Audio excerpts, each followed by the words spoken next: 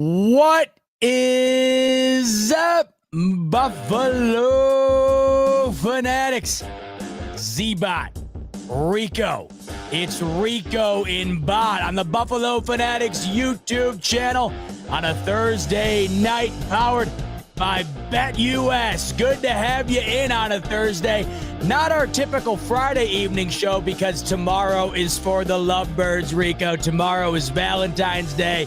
We will be spending it with the significant others. I'm sure you guys will be as well. But tonight you're spending it with Rico and Bot. Plenty to talk about tonight. James Cook, $15 million a year. We'll dive into that, see what the deal is surrounding the future of James Cook in Buffalo. Aaron Rodgers officially no longer a Jet. Where will he wind up?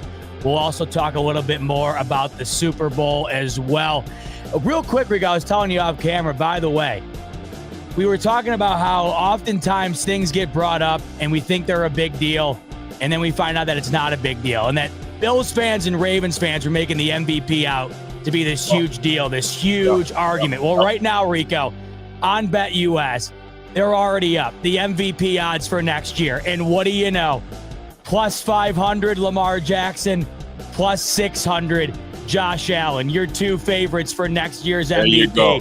So if you thought the argument that we were having back and forth this year was unbearable, get ready for it potentially again next year, and you can get in on it on BetUS using the promo code YouTube150, 150% sign-up bonus, up to $2,000 on your first deposit, 125% bonus on your next two after that. Rico, I haven't seen you since the Super Bowl. How you feeling? How was it? You watched with the fam, enjoy it or what? Listen, I missed the first quarter. That's how much I gave a damn about watching that game. And I came in at the right time. It was 7-0. And the Chiefs were kind of rolling.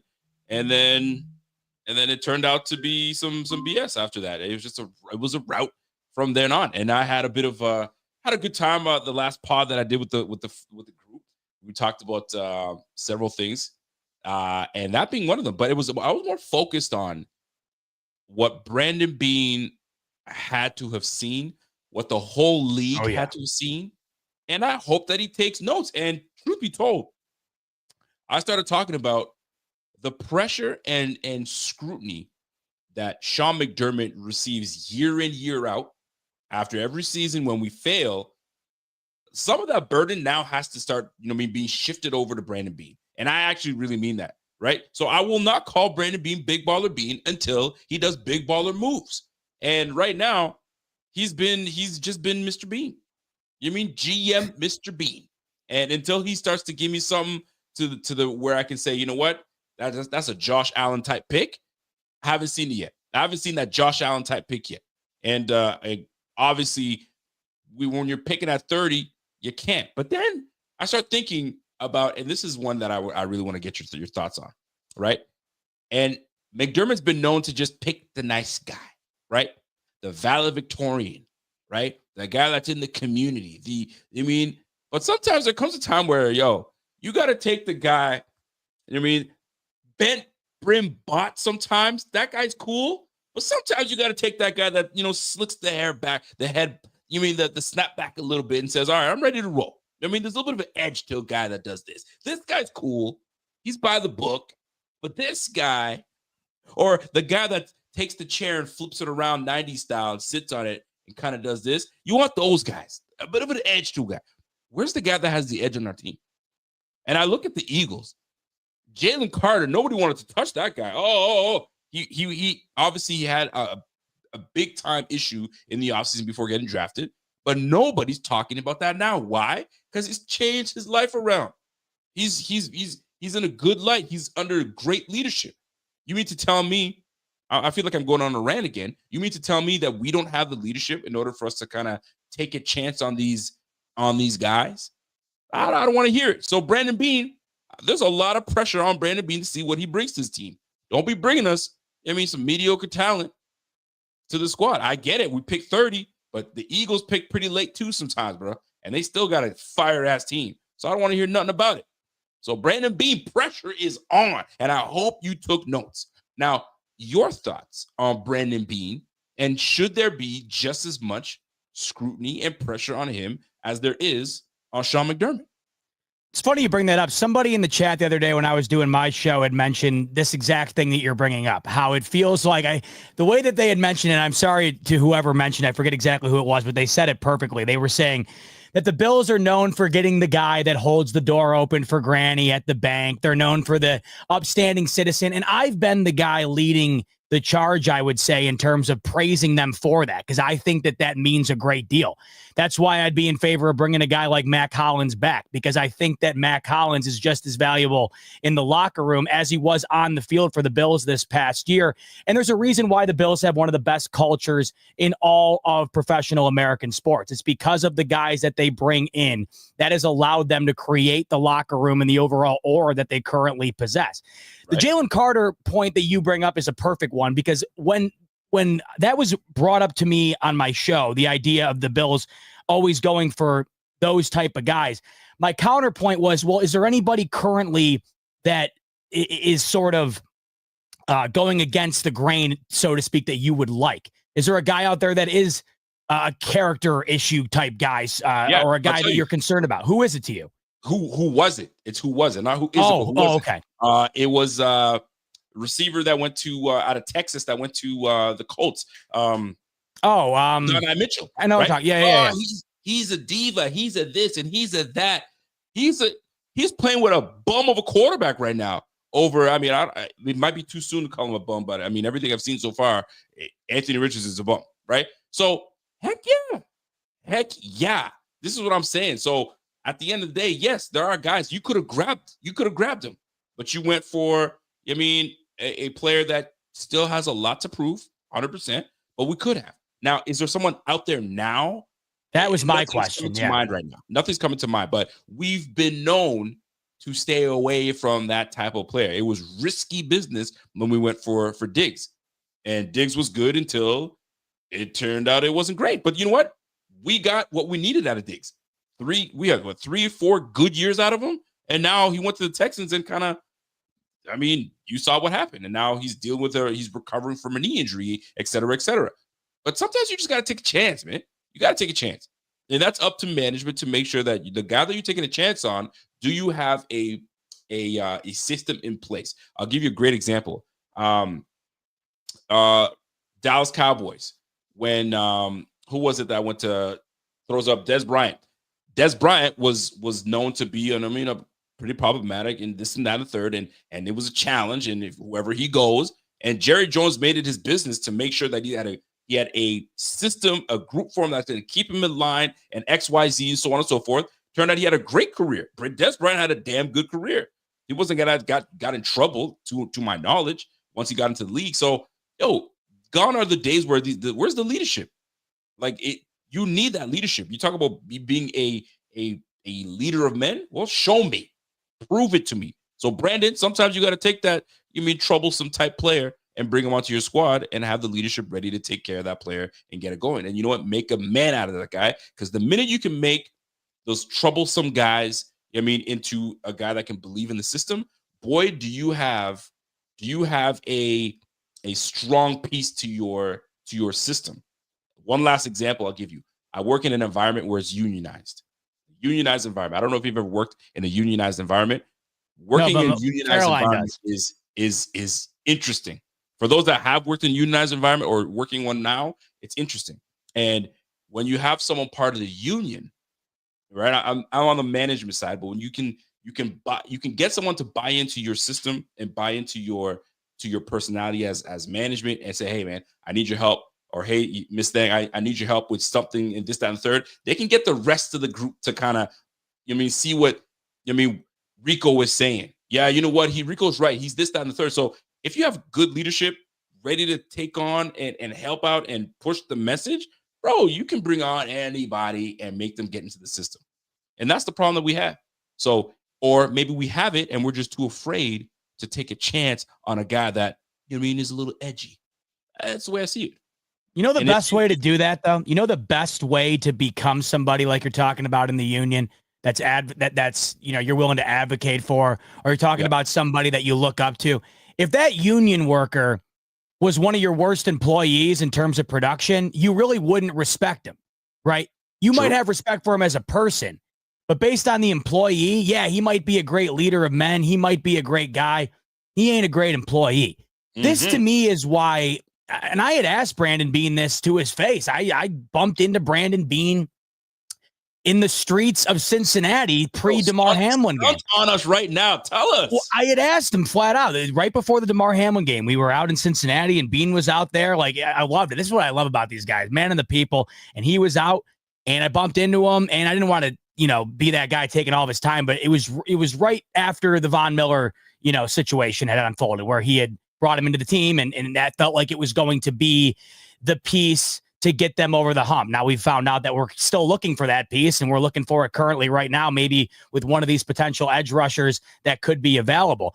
But I asked him how much of Von Miller's veteran presence, how much of his leadership qualities in terms of not only what he does on the field, but who he's been off of it up until that point. I'm like, how much did that factor into wanting to bring him in? And he said it was a lot.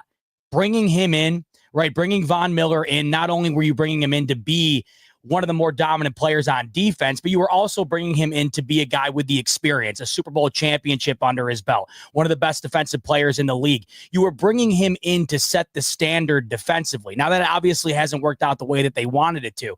But my point that I'm getting to here is that this is why you go out and get Myles Garrett or Max Crosby. Beyond the play on the field, I think you are instantly validating that defense from a leadership perspective. When you have the guy that is good enough to command respect, I think it's felt all throughout the defense. If Josh Allen wasn't what he was, would the Bills' culture be what it is? No, I don't think so. You could easily argue they wouldn't be as good, and that goes without saying. Of course they wouldn't. But would the Bills themselves be who they are if Josh Allen wasn't who he was, if he wasn't the guy that wins the MVP the other day and shouts out Slick Rick and goes on to say, do good, be good, God bless, go Bills. That's why the Bills feel the way that they do. Yep. This to me validates the whole idea behind going all in on a guy that immediately transitions your defense into that next level. Because not only, Rico, are you getting a leader, you're getting the play on the field. And I feel like you don't quite have the leadership presence that you're looking to have on this defense, that I'm looking to have, that we're all looking to have, unless the guy's play backs it up. Josh Allen wouldn't be considered the leader we consider him to be unless he was as good as he was. It has to come all together. That's why you need that guy on defense in order to get to what you're talking about. See, and I'm more looking at leadership in terms of management. I'm looking you're talking about in the front office. I'm talking about my front office. I'm more specifically speaking about, what? You love McDermott, you've brought him back. And to your point, when you have guys like Sean McDermott that can lead, and he's instilled that little bit of leadership that he has into some of the players on the team, defensively and offensively, then yes, that plays a big part in having a guy on defense that can really, move the needle. But it starts up top. So and I believe we have that guy in Sean McDermott. So let's take a chance. Let's take a chance. If we have a window of opportunity right now, because Josh is our quarterback in his prime, why not do those things and take that chance, especially now, right? And I think Josh is a strong enough leader. I think that we've put enough on tape to show that this franchise is headed in the right direction. It's ascending. It's only ascended since Josh and the whole regime has come together. So, you can take a chance a little bit. Now, some people might say, yeah, but that chance you take, you might get a Jermaine Burton, is what they said, right? For every Jalen Carter, there's a Jermaine Burton. Well, this is where you have to vet. You have to vet. And Jermaine Burton going to the Bengals, maybe the Bengals don't have the leadership up top. We claim like we do. So why not? Is the way I look at it. Now, I digress.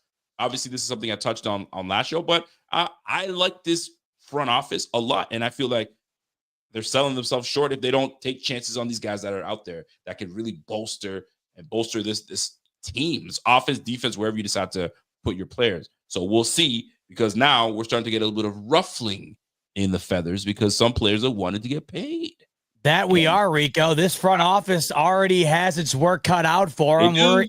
We're not even halfway through the month of February, and we already have our first major task at hand for Brandon Beane heading into this offseason, and it correlates around the Buffalo Bills star running back James Cook coming off back-to-back 1,000-yard seasons, the first running back to have a 1,000-yard year since Shady McCoy in 2017. James Cook, 2 touchdowns a season ago in 2023, 16 touchdowns on the ground, Rico, this past year. He was as good as anybody in the league at putting it in the end zone, and as far as the Bills' offense is concerned, he was primarily the biggest weapon outside of course, Josh Allen, that propelled this Bills offense to have an historic year. And because James Cook has put together the last couple of seasons that he has, he's looking to get paid. James Cook is looking for $15 million a year, and he's making sure the organization knows it. If you've been on Twitter at all today, you will have found that James Cook is putting the pressure on by unfollowing the Bills on Instagram and removing all of his Bills-related posts, including his profile picture, which used to feature a picture of him in Bills uniform. It's just a picture of him in street clothes now. So now the question comes to the table here, Rico. $15 million for James Cook. That is what he is reportedly looking for. Let's put this into perspective here. Here are your top 5, or here are your top running backs here in terms of average salary per year. Christian McCaffrey leading the charge at $19 million a year. Then you have Jonathan Taylor at $14 million. Then you got Saquon at 12.5, Alvin Kamara 12.2, Josh Jacobs 12, Joe Mixon and James Conner less than $10 million. So if James Cook were to get what he wants, $15 million, Rico, that would make him the second highest paid running back in the league based on annual salary average. Let's dive into it, because this is, the time of the year where there's no games being played, and these are the things we're going to have to talk about. James Cook wasted no time giving us a topic of conversation. You immediately hear $15 million. Where does your mind go when it comes to James Cook? All right. Well, I'll say this, because I love this conversation. I really do love this conversation, because I had me fired up the last time that I got into it, because I'm such a advocate for the running back position, and I'm torn on it, because Pierre made a great point. We always do this every freaking year, or every year we have a player that we feel is solid and would do great for us, and we campaign for them heavily. And then when it comes time to pay, it's too expensive.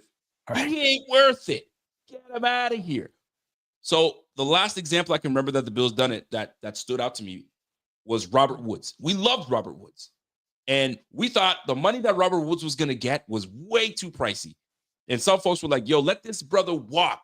And the price wasn't that crazy. We just didn't want to pay. And Robert Woods went on to he's still in the league right now. Now, he may be on the down end of his career, but nonetheless, he is still in the league, and he did great things when he left Buffalo. So James Cook ends up being in this position of, do you pay James Cook? And here's the funny thing. I want you guys to see this, because I just turned my Twitter on just now, and I want to zoom this in. I think that's yours is right here. Oh, did I do my wrong one? Okay, there we go. Can you see it now? Okay, here we go. Look at this. So Poppy Gaming comes in and says, if you think James Cook ain't worth $15 million, you must have been dropped on your head first through the table. Pay him.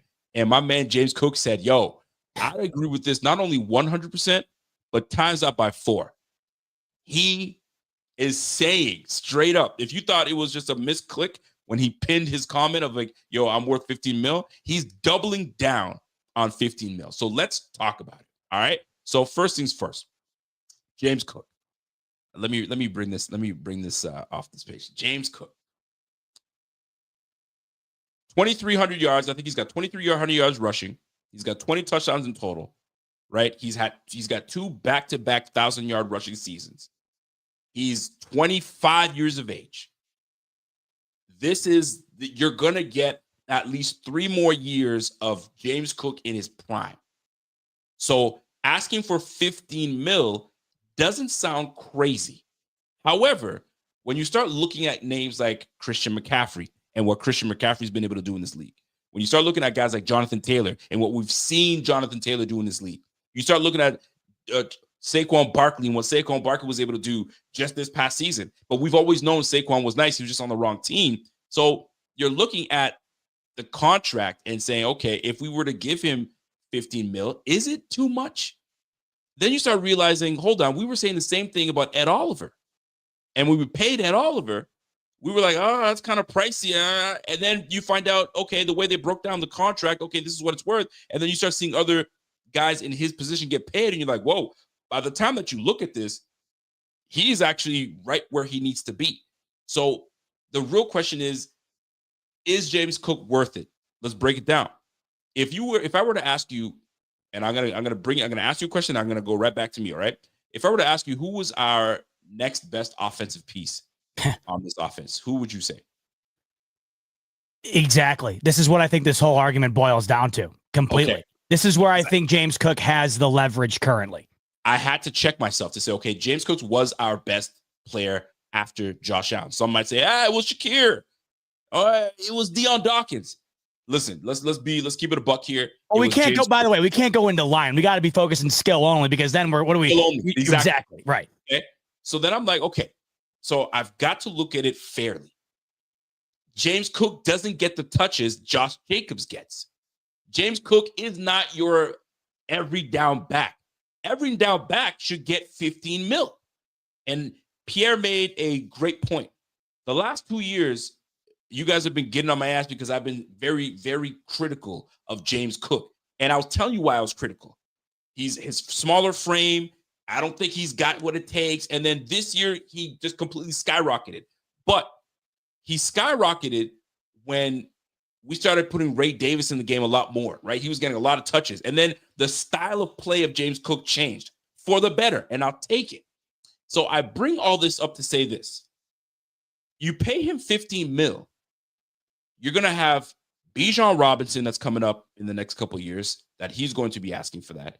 You're going to have Jahmyr Gibbs that's going to be saying, okay, so 15 mil, and I feel like I'm way better than James Cook, and I've produced more XYZ. So we're in the range of these new running backs are asking for this type of money. But then it forces you to go back to Saquon Barkley, Josh Jacobs, that get 300 touches, 280 to 300 touches. I can't even trust you to be on the field to pass protect. I got to ask for Ty Johnson. That, to me, is a problem. So you're going to ask me for 15 mil. Where's the body of work to tell me that you deserve 15 mil, that you're the package? To me, the package is you can catch. We know James Cook can catch. Can you run the football? We absolutely know he can run inside and outside. Can you pass protect? And this is what they're going to have to decide on. If he's worth that 15, can we leave him on the field, and is he going to be an asset, or is he a liability where I have to call in Ray Davis or have to call in my guy Ty Johnson? So then it brings me back to, okay, are we just talking about pass protection then? Is that what we feel that is gonna not get him to paid amongst all the others? There's a skill set that he brings that's better than James, that's better than Josh Jacobs. There's a skill set he brings that's better than Jonathan Taylor. But is it enough for you to say 15 mil? And I'm on the fence. I feel like as if we should. At first, I wasn't about it. I had to really give it some thought. And I'm on the fence, but leaning towards paying him for two major reasons. Brothers, running back position proved to you that they are an asset. Look at what Derrick Henry did for Lamar Jackson. Look what Saquon Barkley did for the freaking Eagles. Look what Josh Jacobs just did for the freaking Packers. Bro, the running back position is being revitalized. So James Cook is tapping on that and saying, I deserve a piece of this. Secondly, and lastly, and I'll let you jump in there in a minute. Oh, I don't know what was this. What was just said there? Well, Alan's thinking behind our line, I could put up 800 on him. I think I could go a little higher than that, Alan. I just want to put that out there. And here's the second big reason too, right? He's got to strike while he's hot. He has to strike while he's hot. This is the time for James Cook to strike. I just gave you 1,000 yards rushing back to back.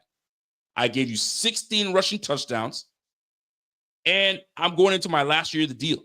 So either you give me what I want or trade me. Or I guess I got to tag you. But who wants to tag? The tag number, I got to find out what the tag number is. But if you tag him, you got to average. The tag would be less. I think it would be 13 million, which would be two less than what. Yeah. First, it's the average of the 5 most paid players. I think what it is. It's 13 mil. So they might tag him and say, "Here's where we are," or do a long-term deal and just give you 13 mil a year.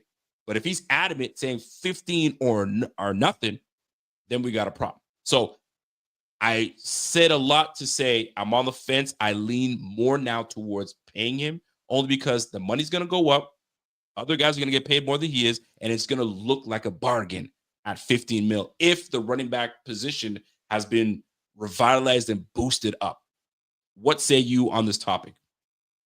Man, there is so much that goes into this topic. I mean, there's a lot to me that has me currently on the fence where you are. I'm sitting down the middle because there's a ton of arguments on both ends, and I see them both. Mm-hmm. So let's start with what's most prevalent to the situation, and it's what you just mentioned, and that is striking while the iron's hot. There was a massive resurgence at the running back position this past year. Massive. Remember, we were going through a lull where there was an idea that you'd never have to pay a running back again. You would just routinely draft one in late rounds, have them rotate throughout your offense for a couple of years, and then hit the reset button when that guy had ran through his rookie contract. Right. But this past year, you saw the success that teams had running the football. Saquon Barkley, despite a non-existent performance in the Super Bowl, they didn't need him to have a performance of the caliber that we're used to him having in that game, but he ran them to that game. He's the reason why they reached the point where they didn't need him in that game to win. They wouldn't have been in that game if it weren't for him. Derrick Henry, of course, 1 year out of Tennessee, and he's damn near on 2,000 yards. You look at what Jahmyr Gibbs did in Detroit, that offense, one of the most prolific in the league. They're not that, if not for him. Bijan Robinson, a massive comeback this year for Atlanta, where it kind of felt like we weren't certain where he was heading with his career. He was huge. The amount of running backs that had a massive impact on their team this past year was very, very, it was obvious. And when you factor that into what I'm starting to notice with the wide receiver position, it gets even more intriguing. The wide receiver position is slowly becoming what we thought the running back position was a couple of years ago. I just watched these Buffalo Bills put up 30 rushing touchdowns, 30 passing touchdowns without a 1,000-yard receiver, averaging 30 yards a game. One of the most historic performances we've seen from this team in their franchise history, maybe the most historic based on the offense. Okay. And Rico, Amari Cooper was acquired midseason. He had one maybe major impactful game. The rookie that they drafted in Keon Coleman never really had a breakout game. This team was still as good as it gets offensively. Meanwhile, James Cook, 1,000-yard year, leading the league in touchdowns. Behind this offensive line, this offense could do anything they wanted necessarily without having the big name guy to throw the ball to. The Kansas City Chiefs, they just reached the Super Bowl without a big name wide receiver. You look at the Cincinnati Bengals, I know their offense was incredible, but it wasn't good enough to get them into the playoffs. The defense certainly was holding them back, but you had the best wide receiver tandem in the league, arguably not even in the playoffs. What I find interesting about the wide receiver position, the Bills just proved this to us, if you have an elite quarterback and you have guys that are not concerned with their lion's share of the targets in a game, and you have a stout O-line, I mean, you can win on a routine basis, and that's what the Bills just proved to us. But now we're looking at how the Bills were able to do this, right? Right. They were able to get to the offensive outcome that they did this year because of James Cook's electric season that he had. The offensive line was, of course, they spearheaded this whole thing. There's no coincidence that Josh Allen's sack numbers and turnover numbers were at an all-time low because of what this offensive line was able to contribute to this team. And there's no secret that as soon as the Bills' offensive line became the best Josh Allen had since becoming a Bill, well, then James Cook becomes the first 1,000-yard rusher the Bills have had since LaShawn McCoy. He is the best running back that they've had since LaShawn McCoy, and he's the best running back they've drafted in a very long time. And the last couple of years have proven that draft pick has been very fruitful for Buffalo. And it goes back to what you had just mentioned. When you're sitting here thinking to yourself, who is the next best player offensively in terms of weapons for the Bills, outside of Josh Allen and James Cook, there's a debate. I mean, it's obviously Khalil Shakir based on the numbers, but there really is a debate in terms of who is more impactful outside of those two. So I'm looking at this, and I'm considering all things involved.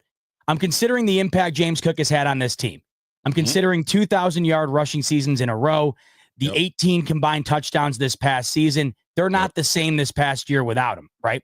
Considering all that. But I'm also considering the moments where you realize that James Cook is a little bit different than other running backs in the league. If Saquon Barkley is the standard and we compare James Cook to Saquon Barkley, James Cook had nearly 140 less touches than Saquon Barkley did this past season. James Cook doesn't come in on third down. That's not his game. They don't utilize James Cook to be the bruiser that gets you a couple yards in short downage or short down situation.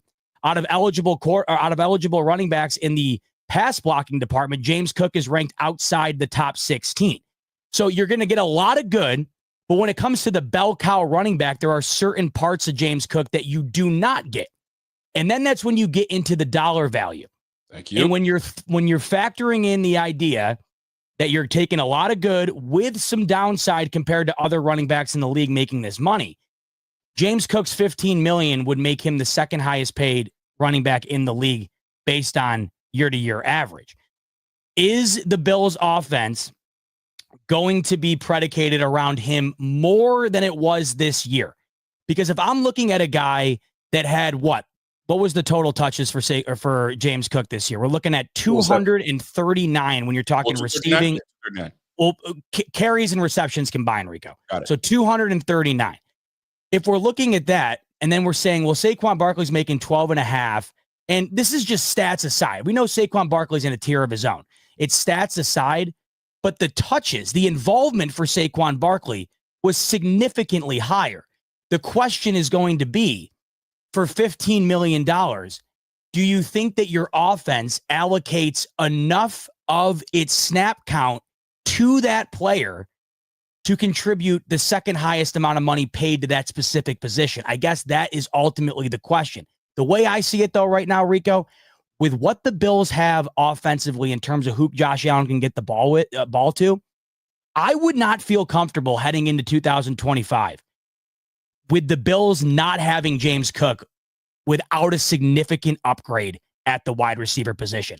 I don't think the Bills have the luxury of allowing their second best offensive player to walk without having a considerable replacement on the offensive side in order to kind of replace that production. That's how I see it currently. The only way I could find value in it is if James Cook was part of a trade deal for a Myles Garrett or a Max Crosby. That's the only way I see it. Hold on, let's go back to that. I found that interesting. So you feel like James Cook somehow should be he needs to be tied to a bona fide receiver. To have a James Cook, you need someone that can be on the offensive side for it to be effective.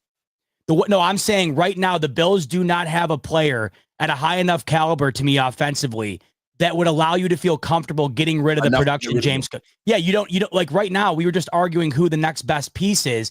Right. If James Cook's gone, then then it immediately turns to, what is this? Just Josh Allen and Khalil Shakir? Unless the Bills were to get a significant piece offensively to replace that, and then maybe have a bit more comfortability going with a Ray Davis or a Ty Johnson with an additional piece alongside Josh Allen, that'd be the way I'd see it. But you couldn't go into this year, Rico, with a similar wide receiver core to last year and not have James Cook. That's kind of what I'm saying. Okay, so I'm going to push back because I disagree. All right? Because although I made a case for James Cook, I was basing it on who else is out there, what they're getting paid. Age plays a factor in this. Josh Jacobs on his second contract. He's just I think he's a couple years older than James Cook. I think he's 26 or 27, give or take. I was going by, but I guess I was making a case for bringing him onto the squad. I'm leaning more towards it based on 15 mil. Bijan Robinson, Jahmyr Gibbs will ask for more because they're bell cow backs ish, and they present more to their team and how important they are to their team, et cetera, et cetera. However, if James Cook leaves or we decide to move on, like you made that trade package, Ray Davis is very capable of taking over and doing what James Cook does now, in my opinion. Maybe not the same style, but Can you trust him to be a 3-down back? Absolutely. Can he run between the tackles? Yes. Can he catch the football? Absolutely. You saw it. It was evident. He could do all those 3 things, and he'd be on a cheaper deal, which then would allow us to go after a bigger time player on the offensive side of the ball to give Josh, you know what I mean, an extra weapon at the receiver position. And then you can go from there. So you can get away with that. And the money that you would have used to pay James Cook, you get a couple extra picks, you bring in the player that you want, and now you have the money to pay that player. So there are some pros and cons with this James Cook situation. Now, here's the biggest thing. We've always been in this, Bills of past. We always used to let our homegrown talent walk. And that was a big issue with Bills Mafia for a while, right? We let we developed them and then we let them walk. The one that sticks to me is, I believe it was Winfield. And we did that with Greer, 2 cornerbacks and Nate Clements. We could talk about Nate Clements too. We get these guys homegrown and then we let them walk and have great careers elsewhere, right? Jason Peters, we groomed this brother up and we let him walk, and he's a freaking probably Hall of Famer. So you don't want to let go of these players that could be impactful to your team. You build them up just so they can have success somewhere else. It's not what you want to see, and that's not what you want to do. Giants are kicking themselves in the pants watching Saquon Barkley not only whoop their tail, and now he's a Super Bowl champion. So that's where Brandon Beane has to sit still. Now, we got to watch the pattern of Brandon Beane. Brandon Beane doesn't get in love with these running backs. He's not a guy that loves running backs. He'd prefer to put money in a defensive front that wins you games. The front, the offensive line, you just saw it with the Eagles, right? And not that Saquon's that dude, but Ray Davis, behind, like you said, you give them a great line, you can have a running back that can do great things. I think Ray Davis does that. It just gives you a lot more room. So we have to trust that Brandon Beane has a vision. He brought in Ray Davis for a reason, maybe to potentially move on from James Cook. And I don't know if it was Brandon Beane that said it. He was actually surprised in his end of the year interview. He was like, I was surprised. We didn't expect James Cook to take the leap that he did. He was supposed to be a pass catching back. And his play surprised the heck out of them. Now it's got them saying, okay, hold on, we got to decide what we got to do here. So he's putting the pressure on them. But is Brandon Beane, does he like the running back position enough? Look at his history. Zach Moss, we brought in Zach Moss to be the guy that takes over. Devin Singletary's like, I ain't ready to give you that position just yet. So they're like, yo, move on from this guy now because we can sell high. Right now, Brandon Beane's got he's in an ultimate position right now. He can sell high on James Cook. And James Cook is making a lot of noise right now, as he should, right? Getting rid of everybody, getting rid of all Bills stuff on social media. So he's cooking right now. He's cooking. James is cooking right now. He's doing everything on social media to put the pressure on Brandon Beane. And Brandon Beane's got to make a decision. Is he really, truly part of the future of this offense? Or can I get the same production out of this offense, the way we run this football, the way this offense is run, and go and put the money elsewhere? That's what it really comes down to. So I bring it back to you. Do you trust Brandon Beane to make the right decision at the running back position? And do you feel like, not what you want, but do you feel that he'll bring back James Cook, or will he find a package and move on like he did to Zach Moss and just stick with the 1-2 punch of Ty Johnson, Ray Davis, and potentially Frank Gore moving up? Well, I think if they were to move off of James Cook, then you'd have to draft another running back just to see what you got. Do you need to? You may not need to. I don't know. Why wouldn't you? Like, think about it. You drafted Ray Davis in the 4th, and that looks promising. But think about what the Bucs did. The Tampa Bay Bucs drafted Bucky Irving in that same 4th round, and look how phenomenal he was this past year. Folks, the reason why James Cook is doing this now, you have to understand, is back to what I was saying earlier about the resurgence of this running back position. The running back position's hot right now. Maybe it won't be this time next year. It's hot. We just saw what teams were able to do this past year with newly acquired running backs or who they already had on the team. It just felt like this year running back was awfully impactful. And you have to understand that going into this season, the Bills have no obligation to pay him right now. James Cook, if he were to go into 2025 and hold out, that's going to be a very, very poor move on his end. He's going to lose a ton of money holding out. It's not normal that you're going to go into the final year of your contract holding out. So there's really no incentive for the Bills. What would be the incentive? Because let's just say he plays out and he tears a knee up. He goes into his last year of his contract. He's done. Oh, I'm talking about on the market. I'm talking about on the Bills end of things. There's really no major. I thought you were talking about James Cook. Excuse me. No. Well, of course there's incentive for James Cook. You want to get paid as early and often as possible. For sure. Obviously, that's why he's doing it right now. The position has never been hotter. And when you're playing probably the most dangerous position on the field, especially or at least offensively, yeah, you want to get paid. And I understand wholeheartedly the reasoning behind it. Plus, he's coming off of 2 phenomenal seasons, especially this past year where he was unarguably a top 10 running back. So I get all that from his perspective, but from the Bills' perspective, there is no massive pressure, I would say, on Beane to get it done right now. The only benefit I would say of getting it done right now is that, down the line, it's not going to be a worry, and it appeases James Cook, who clearly already early in the offseason is starting to stir the pot a bit, trying to get himself paid. And you guys have to, the other thing too, I know it sucks to see players removing the social media and the profile picture. I hate it too. I think it's it's an unfortunate reality that we live in now, but this is the way it has to go. This is what sends messages nowadays. And when you look at how much of the money in these contracts actually ends up getting paid out to these guys, especially the running back position where we just talked about earlier, it gets farmed through year in and year out.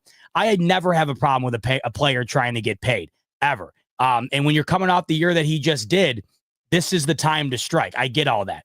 Now, if we're looking at it from Beane's perspective and what the adequate move would be here, I saw earlier that someone was saying that the James Cook to Saquon Barkley comparison was a bad comparison because Jalen Hurts throws the ball more. Well, then isn't that proof enough to show you that maybe the utilization of James Cook is not worth $15 million a year, the way that the Bills operate their offense? The entire offense for the Philadelphia Eagles went through Saquon Barkley. That's why it's worth every dollar. If you're telling me that the Bills offense doesn't need that type of level of production, then does Brandon Beane want to pay top of the market value for less production at the position? This is where it gets interesting.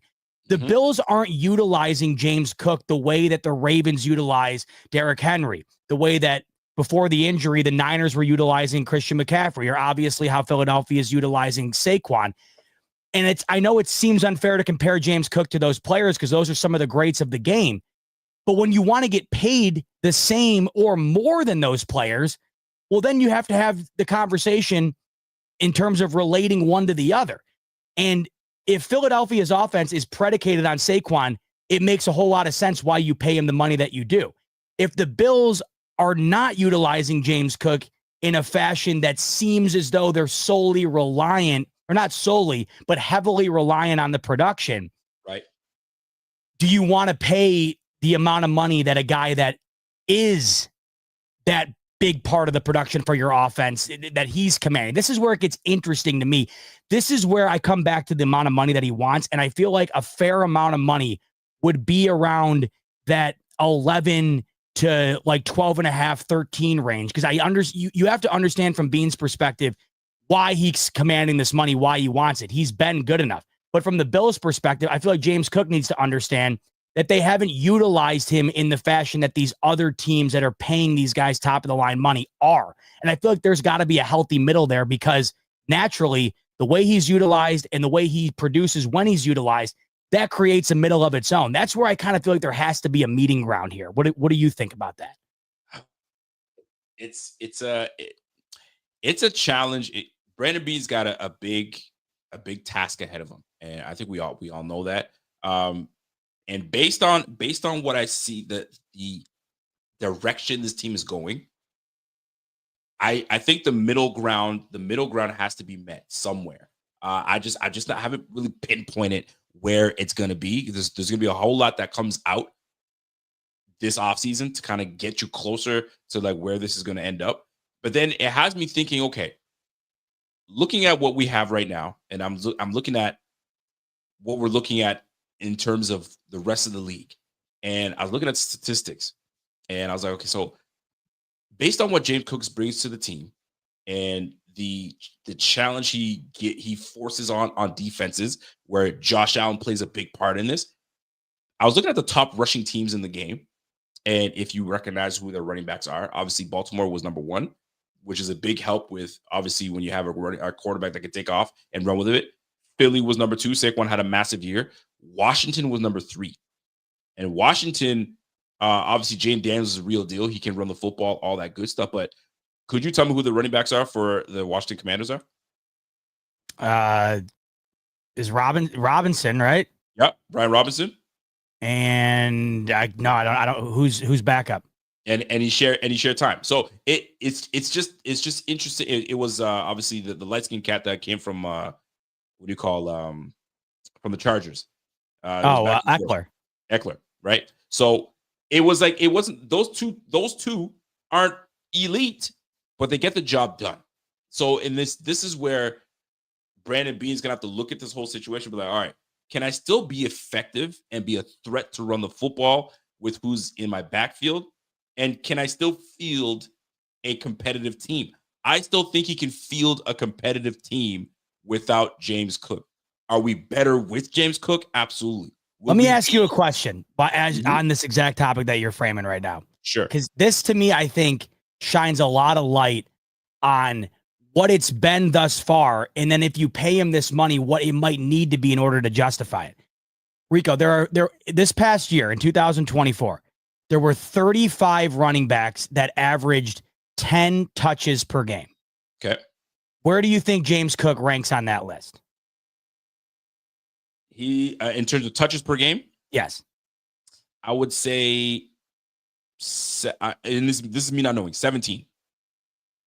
He ranked 25th. 25th with how many touches per game? What was he? Less than 13 touches a game. Yeah, less than 13. Golly, okay. So this is the whole thing. No one's saying that when he's got the ball, James Cook wasn't one of the best in the league this past. Like this is hard. This is a hard needle to thread here, Rico, because I love James Cook, and they were not going to be half the team they were offensively last year without his production when he had the ball. This is when you get down to the unfortunate reality of the NFL being a business. When Brandon Beane looks at this and says, am I going to pay a guy $15 million a year that's averaging he's 25th amongst average touches in the league when compared to the rest of the running backs in the NFL? This is where the unfortunate reality of the business comes about, because James Cook, when having him, and this isn't to say that the Bills are better just running the ball nonstop. The Bills were great doing exactly what they did last year. It was a perfect blend. But this is where Brandon Beane's job gets very difficult. Would he love to pay James Cook and keep him around forever? Yeah. But $15 million, when he's looking at the way that they utilize him, from the GM perspective, he's probably thinking that's a lot of cap to sink into a guy that we are not utilizing the way other teams are that are paying the running backs this amount of money. So when you hear that, does it sway the way you think about this whole situation? Absolutely. This is why that's got me on the fence, because you have a guy that touches the ball 13 times a game and I'm paying him 15 mil. Here's another thing that irked the heck out of me.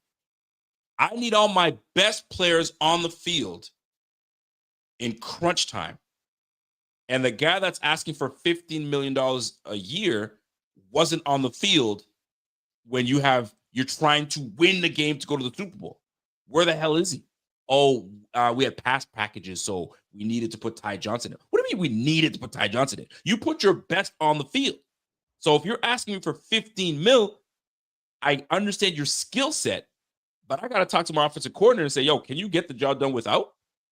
If we were to go, do you like Ray Davis' skill enough? Oh, I forgot. You helped me try to grab Ray Davis. So are we ready to move on with Ray Davis? So if that's where it's going to have to come down to. Now, does Brandon Beane love him enough, or does he want to pay him? Yes. But then there's the business side of things. And really at the end of the day, here's how I look at it. If I say Saquon Barkley, Derrick Henry, some of the top running backs in this game that I'm gonna name here. Give me a second here. Let me just get the the proper. By the way, all those guys that you view to be what you're talking about here, they all averaged in the top 10 carries or touches per game. This is what I mean. And they're on the field. They are on the field. Saquon.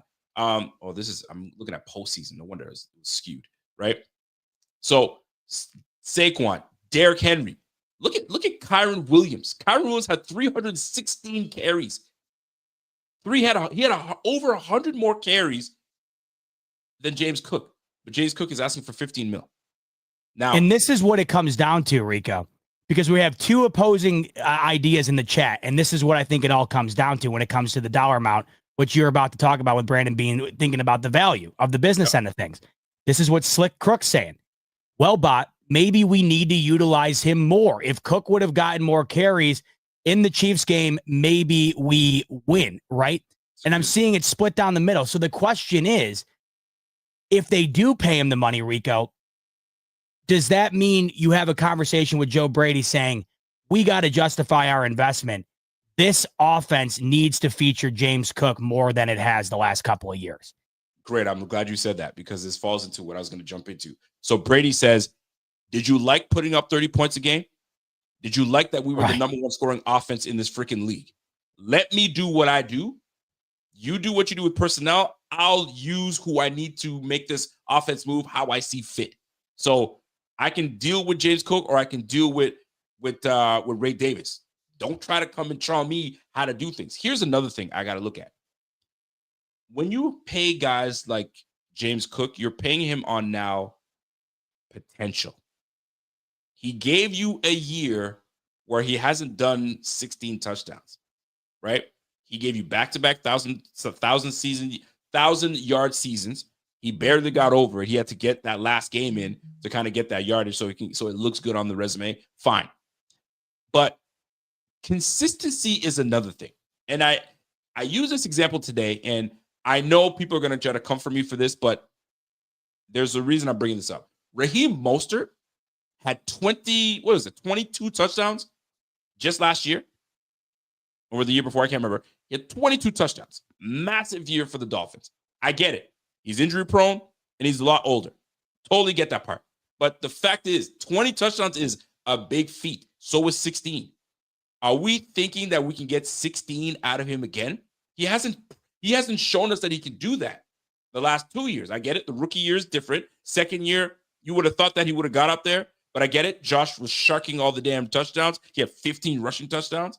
So this was a big year for him to do it. Can we trust him to do it again? At least when you look at guys like Josh Jacobs, consistency. Saquon Barkley, consistency. Derrick Henry, consistency.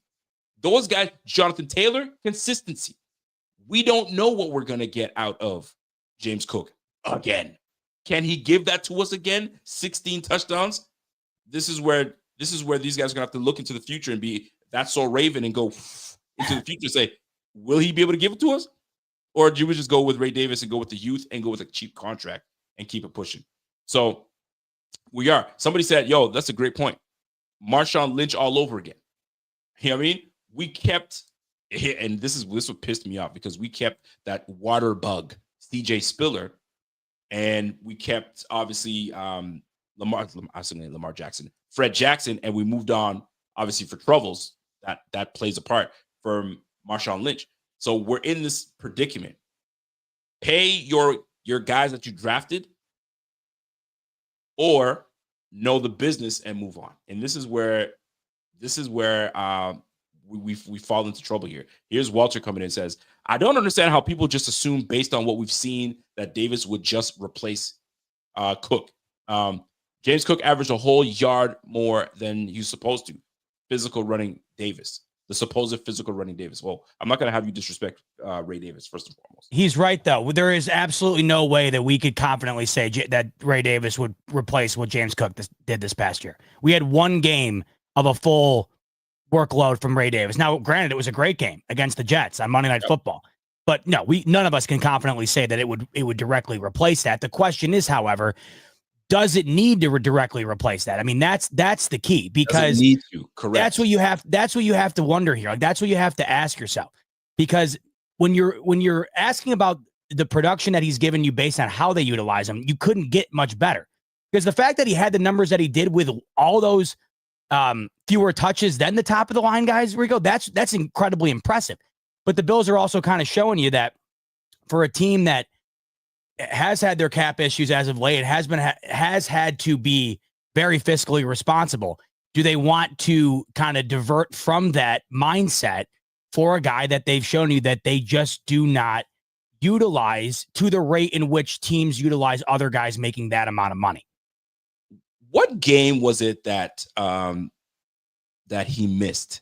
Who was it against? I want to see. Ray Davis was the Jets game where he was in for James Cook. Was it the Jets game? I kind of the Monday night game that they won by 3. So I'll let you chat for a little bit. I want to go kind of find that game log. Okay. I have an idea here. So I'm seeing some really good points made in the chat. I'm glad you brought that Walter one up because that was one that I had my eye on. So like Paulie's coming in here and saying Cook has never been a volume back though. Even in college, he splits carries. He played a lot better this year compared to last year when his volume went down.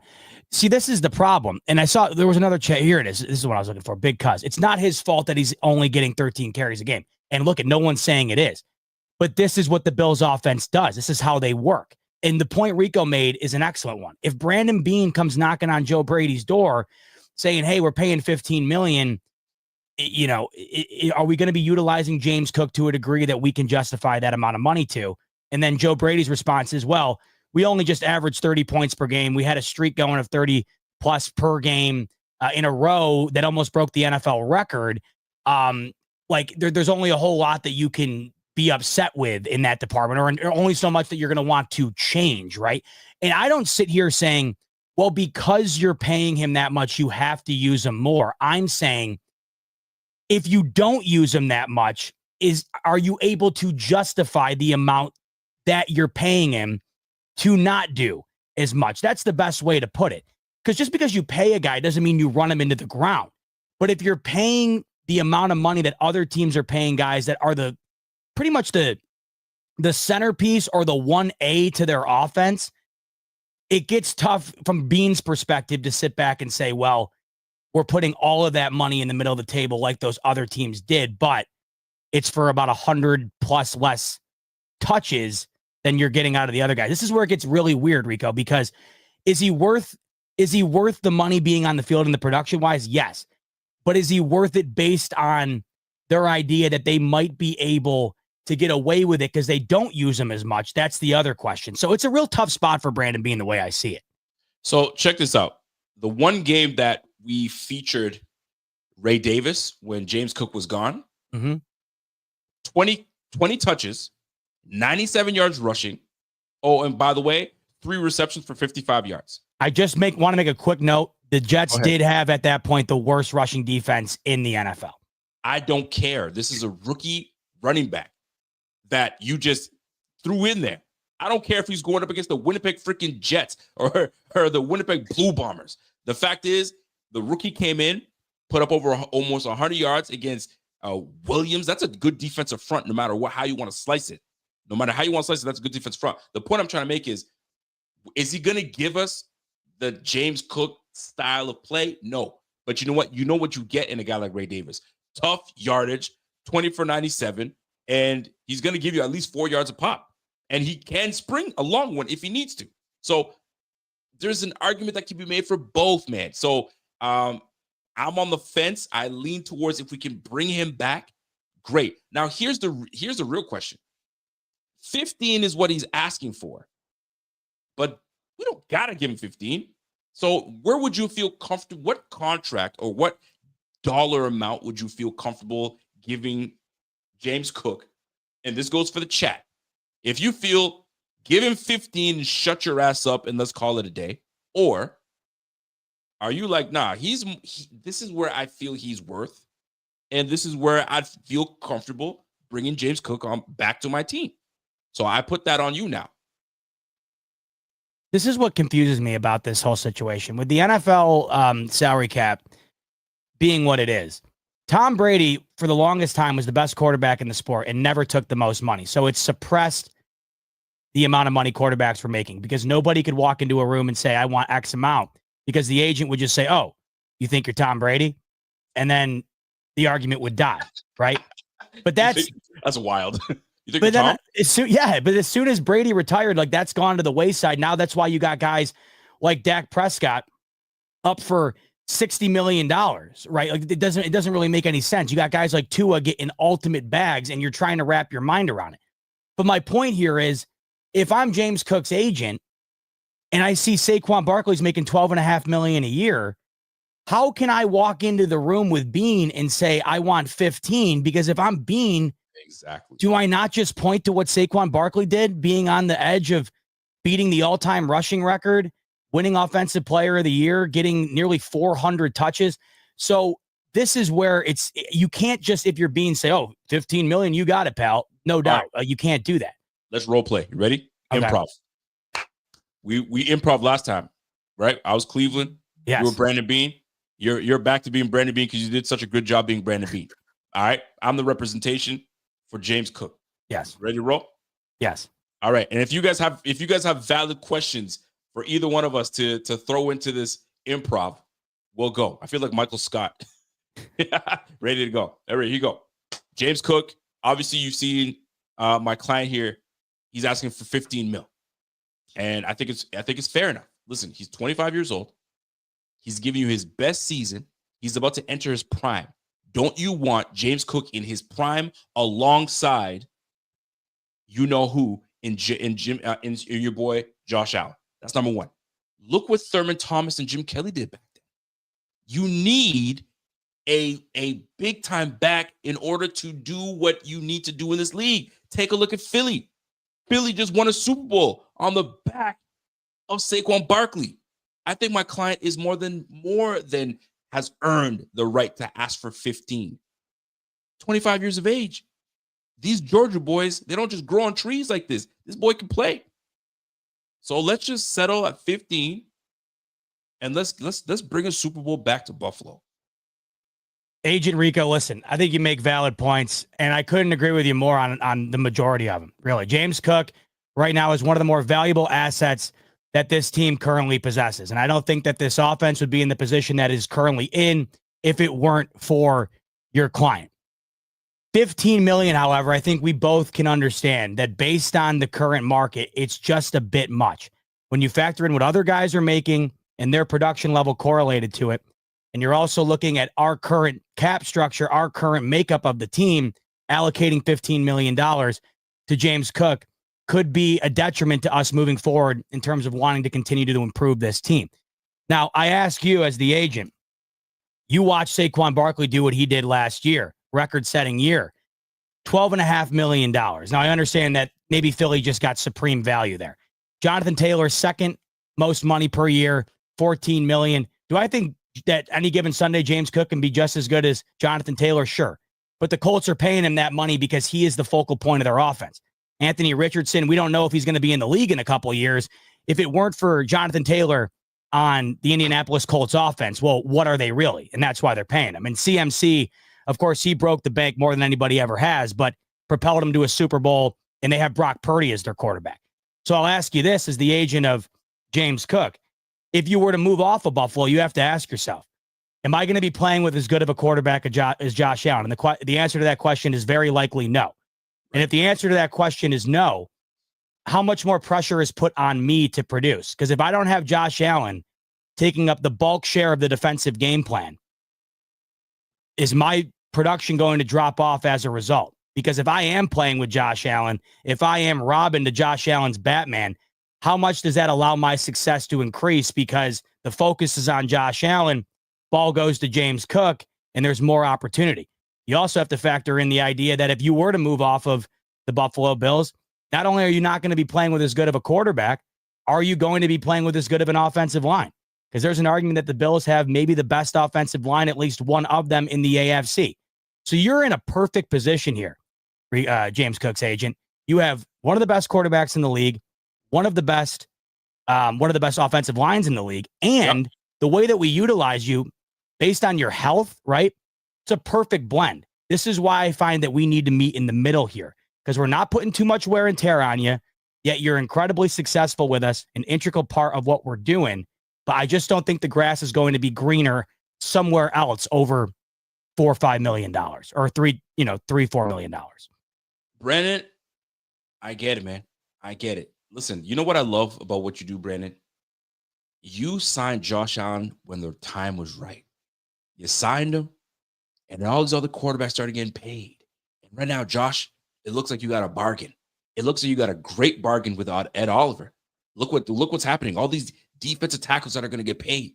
Listen, all we're asking is to be paid a fair price. And what my client is about to give your team in his prime, Josh doesn't want to let him go. You know that. Himbo. Let's do the deal. 15 mil. Listen, Jonathan Taylor, injury issues, right? I have a guy that doesn't get injured. He's got fresh legs. Hell, you only gave him 200 touches. Imagine what he can do for this team when you start using him like a bell cow back and give him 15 to 20 touches. Just imagine what this offense would look like. Let's not squander this. You have him. You drafted him. The community loves him. Let's strike a deal. Right now. You mentioned fair price. Is your idea of a fair price being top of the market value? Because to me, when I hear the word fair, I don't think that fair correlates to paying the highest premium I can possibly pay. Hey, I'll tell you this, Brandon. You don't pay right now, and I don't want to play hardball, but you're forcing me. I kind of remember this conversation we had last time, right? But you're forcing me. Think about it. You got Jahmyr Gibbs in Detroit.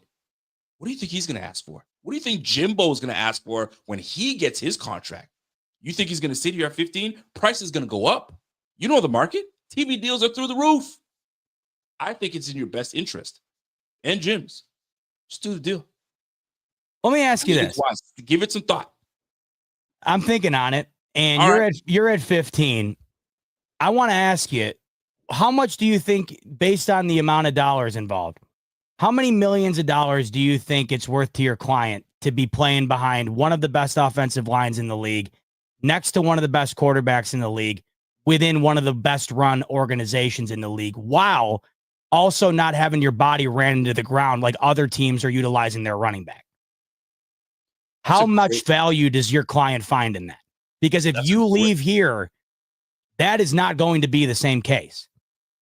You're absolutely right. You're absolutely right, Brandon. But I leave here, what tells you that you're going to have the same success that this offense had with me in it and with my client in it? So we can play that game. So here's what I'm going to do. I'm going to make it easy for you. If you don't feel like my client's worth 15, where do you see him? So right now, if we're looking at the top of the market, right? No question about it to me, James Cook is a double-digit number when it comes to the millions. That's where I'm at with it. Okay, we're starting on a good note. We're starting at 10. No question. Now, I see where you're coming from. The next in line mentality in this league is prevalent. I mean, it's very obvious that when a running back or whoever is up for their contract, doesn't matter what position, the idea that the contract is going to supersede the previous one is all but, it's all but inevitable at this point. That just seems to be the way that things go here.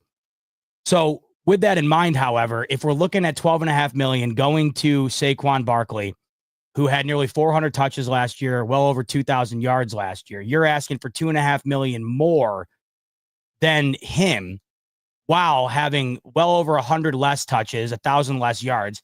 And we understand that maybe James Cook would have 1,000 more yards if we ran him as much as the Eagles run Saquon.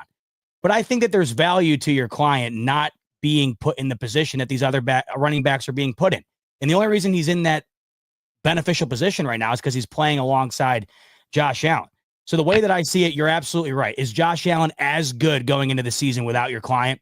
And the answer is no. And that's why we want to retain him. However, we want to remain as good as possible. And I feel like if we do hit that $15 million mark, the ability to do that is going to take a hit. So how would you feel? I'm at 10, but I understand that you want to, we want to reason with you. So what if we were looking at anywhere between 11 to 12.5 million? And if we did give you 12.5 million, you're still $1.5 million shy of the second highest paid guy. Nobody's going to get CMC money at 19 million. So we'll rule him out.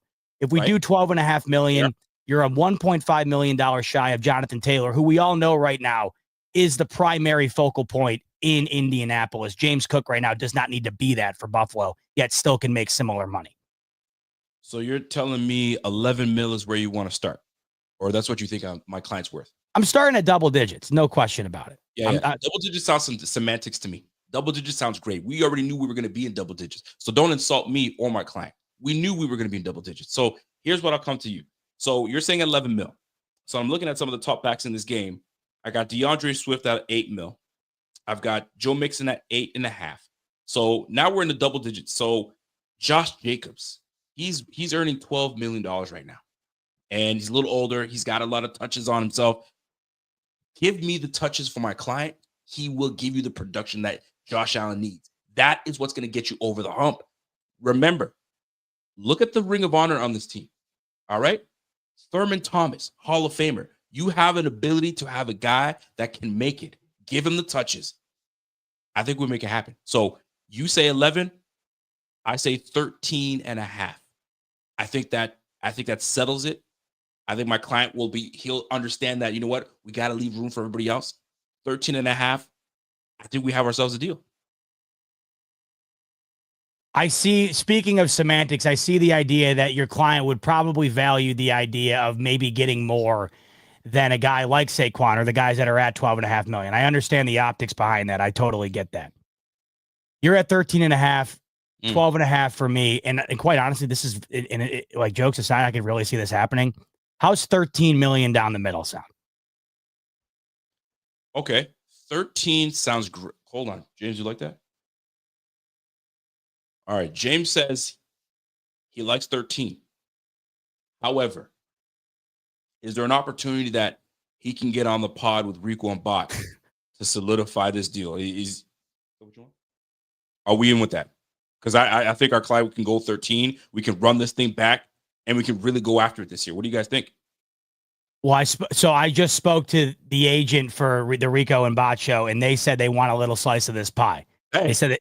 So we'll do the 13.5 only if you divvy up the additional 5 to Rico and Bot individually, evenly. So $250K a piece go to Rico and Bot for their service in announcing the contract, which will equate to you getting 13 million all in. Now, I'll ask you this as well as the agent of James Cook.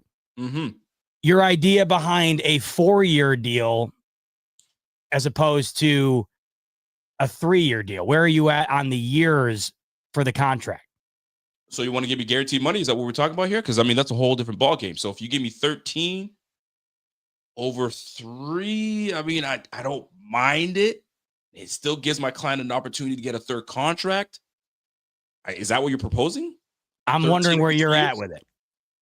I mean, shoot. Because you had mentioned 13. Josh Jacobs earlier, and he had signed a 4-year deal, 12.5 guaranteed, 12 a year. So if we did 13 a year, you would be at, if we did the 4-year deal, it would be, what would that be? 52 million over 4 years. So it would be 4 more than Josh Jacobs, who you had just mentioned earlier.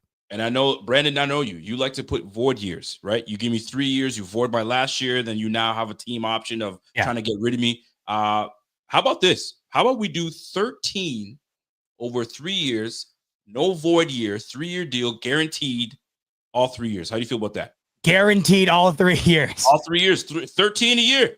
Well, listen, unfortunately, if we're going to have to go all in on guaranteed money over 3 years, I'm going to have my secretary show you the door. But I will do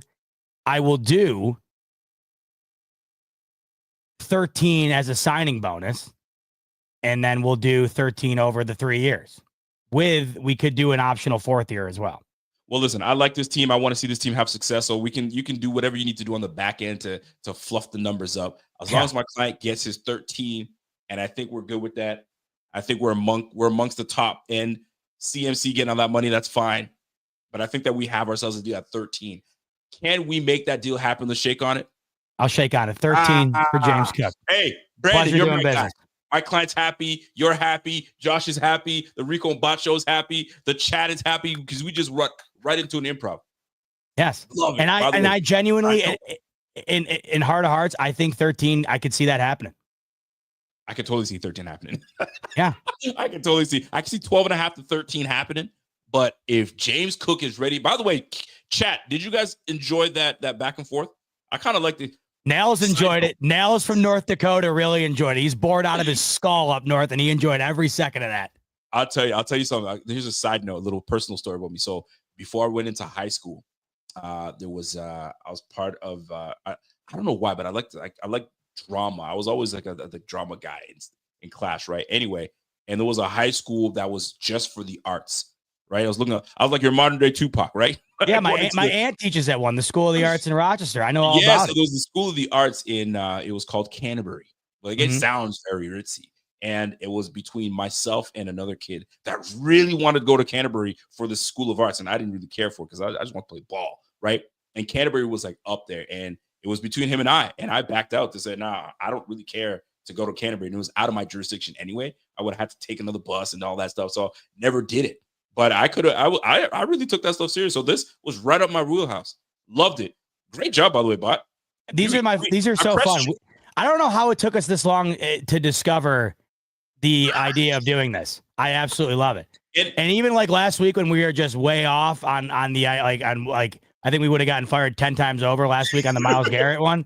I enjoy the process incredibly. One more point to make about the money, by the way. Ask yourself this, because in the chat, I think we nailed this to some degree, because in the chat it's split down the middle, and I think that's when you know it's probably somewhat accurate, because you're never going to have a deal that everybody, unless you're Luka going to the Lakers and everybody's on the Lakers side of things here. I think most contracts you're going to have a divide where people are going to be like, oh, I'm okay with that, or that's a little too much. But I ask you this.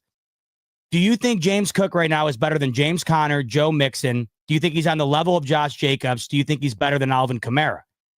And I think the answer to that question is yes. I'll back up on Alvin Kamara. I like Alvin Kamara over. Consider how long into his career, though, Alvin Kamara is. Understood. But I still like Kamara over James. If they were to tell me, I don't even know how old Kamara is right now. How old is Kamara? He's significantly older, right? But I would take Kamara over James Cook because of how he runs and what he does. But for the youth and for what James Cook gives me, I'll take James Cook. But anyway, the point is, James Cook is 4 years younger than Alvin Kamara, by the way. Yeah. So where James Cook is, and this is the key thing here, and this is why James Cook has leverage in a way. He's got some leverage because I just came off of a hot year. The league is talking about me. The fan base is talking about me. We haven't had a dynamic back like myself since LaShawn McCoy.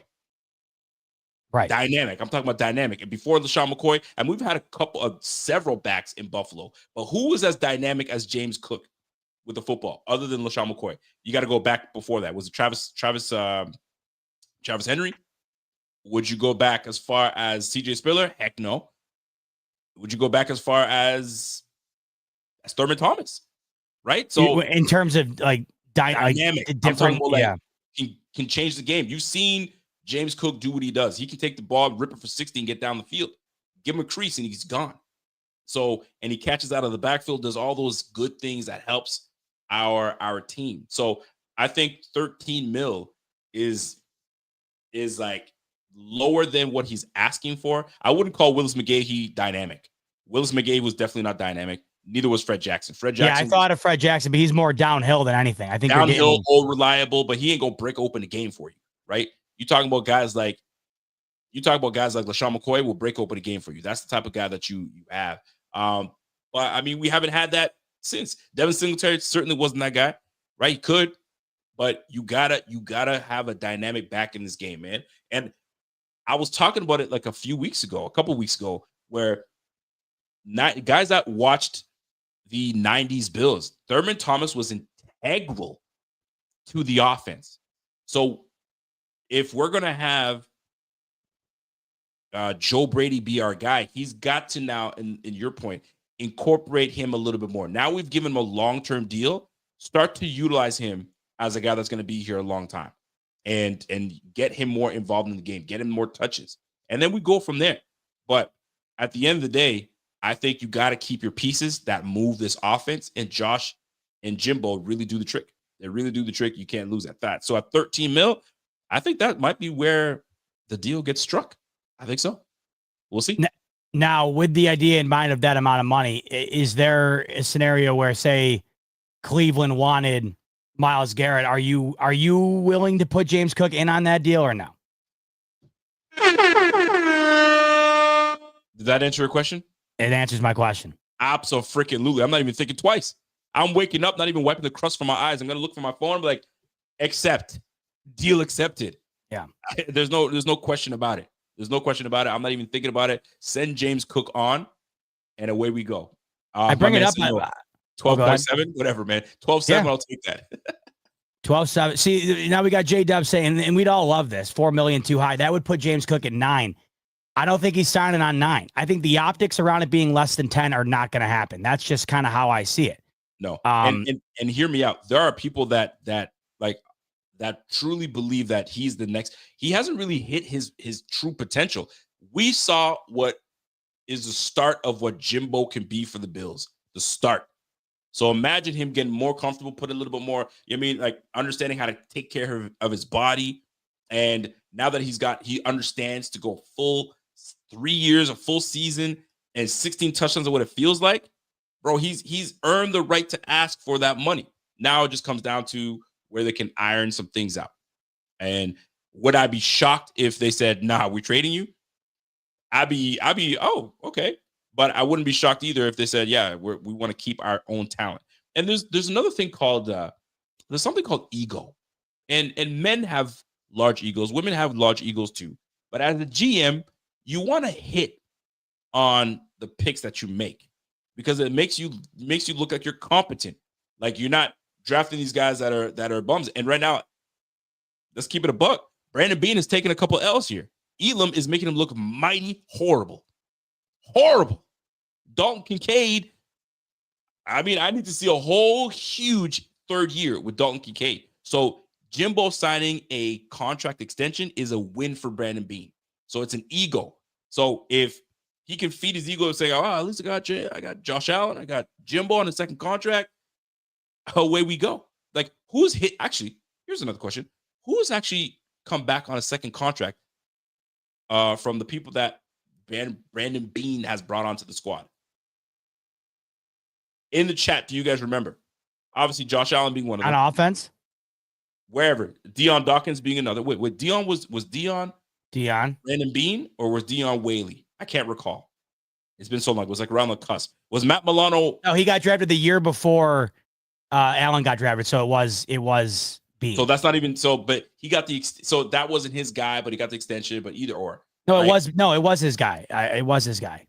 Was it his guy? It was. What am I saying? Yeah, they drafted him. Was it Whaley?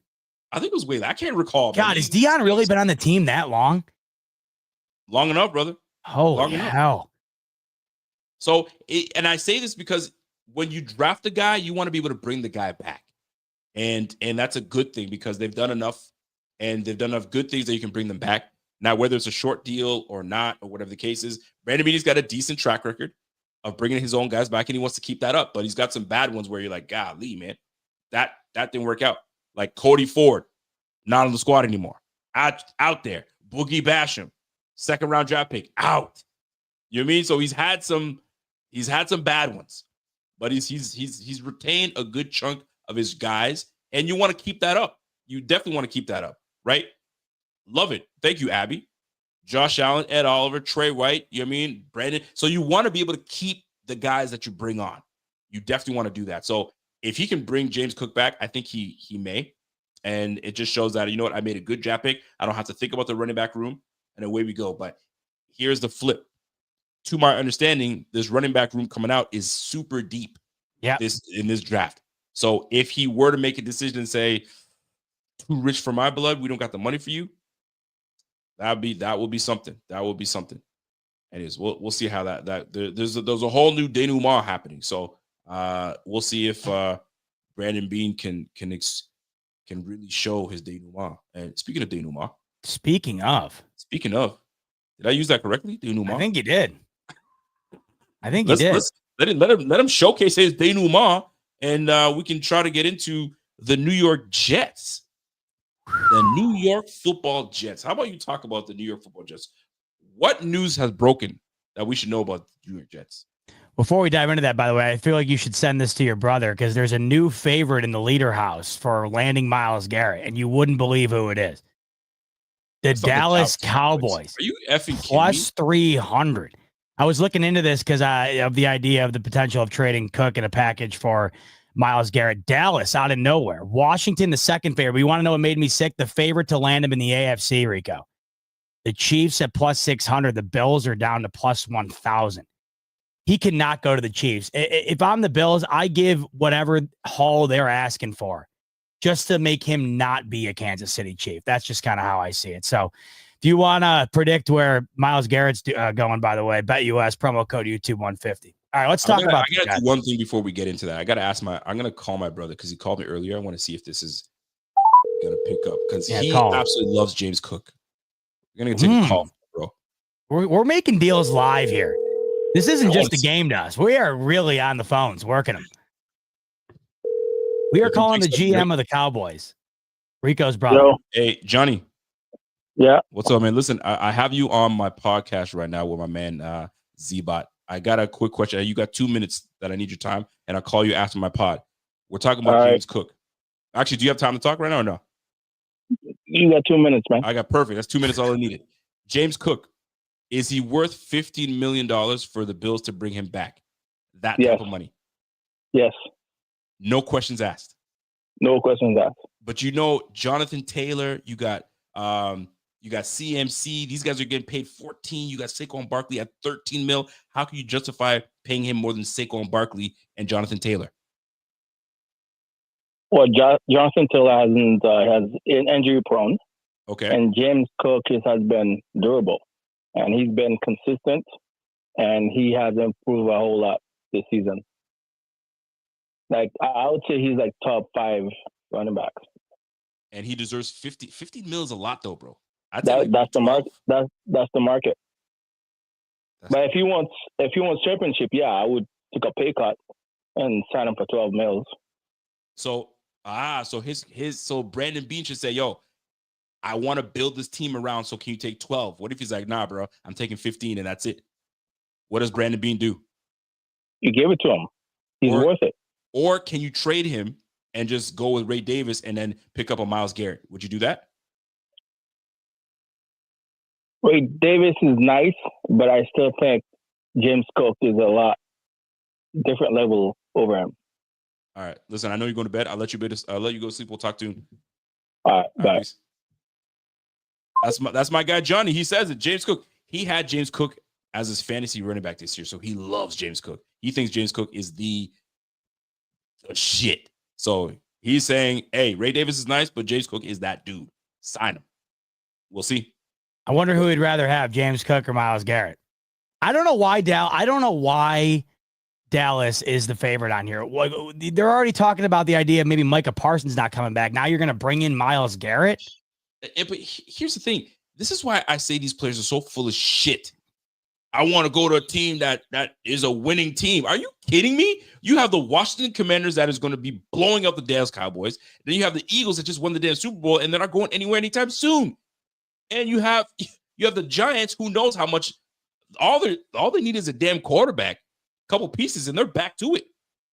You cannot go to the Dallas Cowboys, Myles Garrett. Come Buffalo on. plus 1,000 on BetUS. That is value, baby. We can get Myles Garrett, and you can make a couple bucks off it too. I will take that. Plus 1,000. Start working the phones, Brandon Beane. You know who's working the phones right now? Who's working the phones? The New York Jets. They need a quarterback, Rico. I love that segue. You're the segue king. Can I call you the segue king? You can. You can call me Segue Bot as we segue into talking about an end of an era in East Rutherford, an end of a glorious era for us Buffalo Bills fans. I can't lie to you, Rico. I am going to miss each year the over-exaggerated hype that the Jets had gotten with Aaron Rodgers. It was 2 glorious years of watching the Bills be bumped down for a team that has proved nothing in the last 2 years.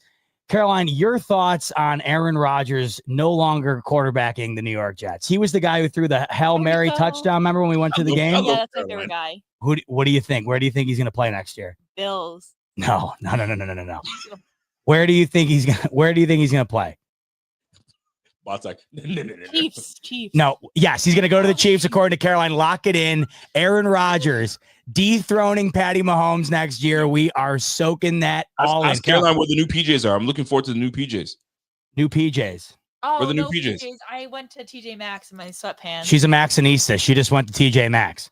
Maxxinista with Starbucks. I get it. I totally get it. What do we got here? A little root beer? Yeah. Ooh. Diet Coke was tapped at Chipotle. Wow. We're a Diet Coke household, but sometimes we veer from the norm, Rico. Every now and then we'll cheat on Diet Coke every now and then.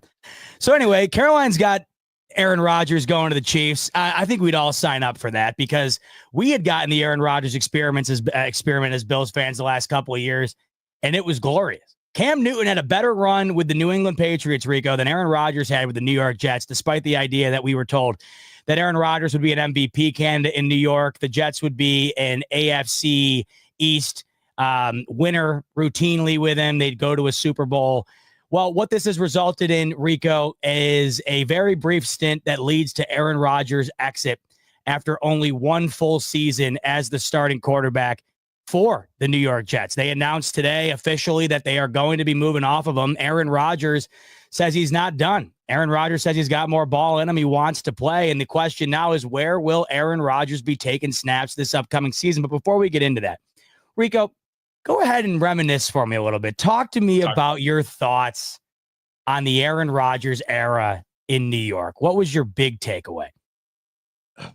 Big takeaway was you went to the Jets signing Aaron Rodgers is what I felt when the Jets signed Brett Favre.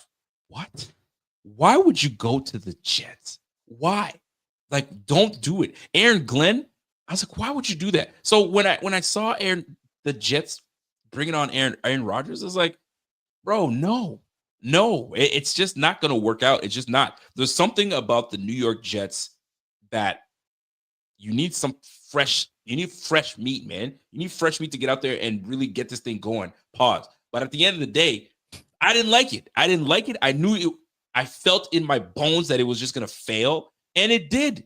It was flaming. It was just a dumpster fire from start to finish. Bringing in my own guys, the mystique of Aaron Rodgers. Then he pops his Achilles. Then he comes back, and they're about to really, bro, it's a joke, man. You know what? One word, joke. Done. You're next. What's up? How you feel about it? I may not be right often, but man, did I hit this one out of the park. And there are going to be few moments in terms of predicting how things go in sports that I'm going to be more proud of than this one. I nailed it on the head. And the way it went down was the exact same way I thought it would go down the second it happened. And for no other reason other than the Jets are the Jets. And I never understood the delusion behind an idea that a near 40-year-old quarterback coming into this organization was going to resurrect it from the depths of hell. There was a graphic, Rico, that came out earlier today, and it was awesome. It was a bar graph that showed you since 2015, so the last decade, the most winningest franchises across all four major sports in America. So the highest winning percentage to the lowest winning percentage. The Bills, by the way, out of all four major sports since 2015. Next time you think you're down on, you're down on these Bills, didn't get over the Chiefs, whatever. Sixth best winning percentage in all four American sports over the last decade. Third best in the NFL. So you're looking all the way down. The Bills are on the far left side of this. And you have to squint and go all the way down. In the New York Jets, I believe, were either third or fourth from last out of all four major sports in America.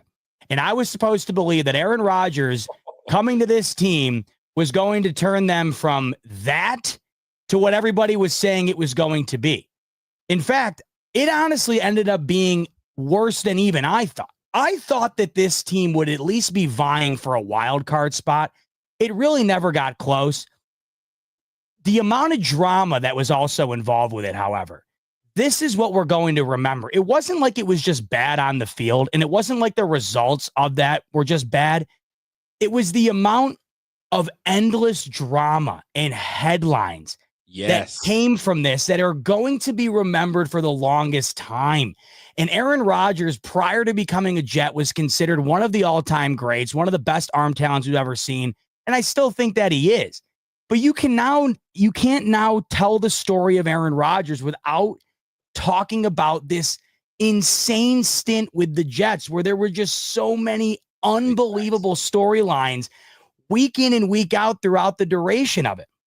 And I just think from the Bills' perspective, our perspective, the ability to sit through this whole thing and watch it go from, oh, screw Josh Allen and what the Jets and what the Bills have built.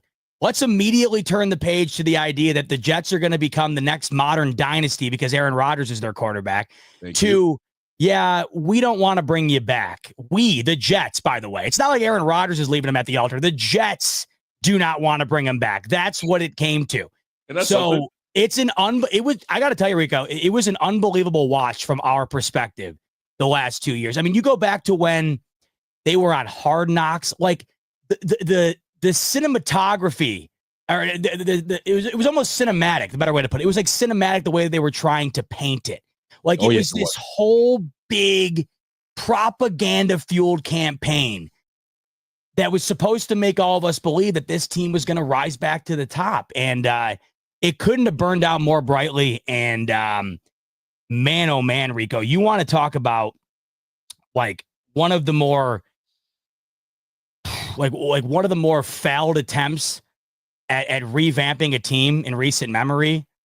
This was certainly it. And I can't even believe it got as bad as it did, because I thought it would be bad. I didn't think it would be this bad. The thing is, the Jets fell in love with the. So here's the thing. It's easy for the Jets to have fallen in the situation they fell into, because they were going off of a high off of Wilson, right? Coming out of what I think BYU, and he's got the arm talent, this, that, and the third. And when it didn't work out the way we thought it was, and Rodgers became available, bro, let's bring him on. They fell in love with the aura of Rodgers, but not realizing the last couple of years or the year, at least the year before he was moved on from the Green Bay Packers, it wasn't a good year at all. So they were like, okay, is he washed? Maybe not. Maybe he was just so sick of that team. He just needs a new area to go to, a new scene. Bro, it continued. It just wasn't good. And unfortunately, him popping his Achilles never helped. But then you expecting that he's just going to come back from Achilles at 40 years of age? You kidding me? Nah, you tripping, man. And he didn't have a bad statistical year. It's just all the, like you said, all the BS that comes with it. By the way, I need those two receivers to come to my squad. By the way, go trade for Devontae Adams. Go do this. And by the way, it's not me. It's you. Oh, by the way, and I'm going on Pat McAfee show and just talking greasy.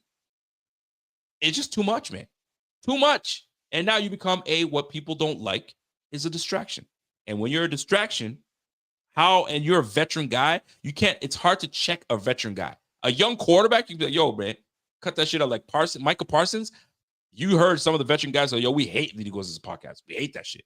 But he's obligated. He's got to do what he's got to do. But with Aaron Rodgers, you can't check the veteran. He's been around so long. MVP, right? He's got a Super Bowl. He's got one Super Bowl under his belt. Like, he's got those things. So how do you check, the old man doing all this stuff? You can't. You just got to kind of stay mum and just roll with it. And Aaron Glenn coming in has no ties to him. Yo, you got to go, bro. You got to go.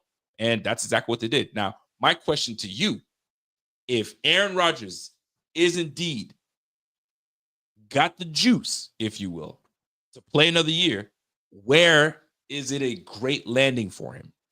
What team would need a guy like Aaron Rodgers? I mean, at this point, I feel you'd have to be, I don't want to say desperate, but your situation would have to be so dire that you have to bring in Aaron Rodgers.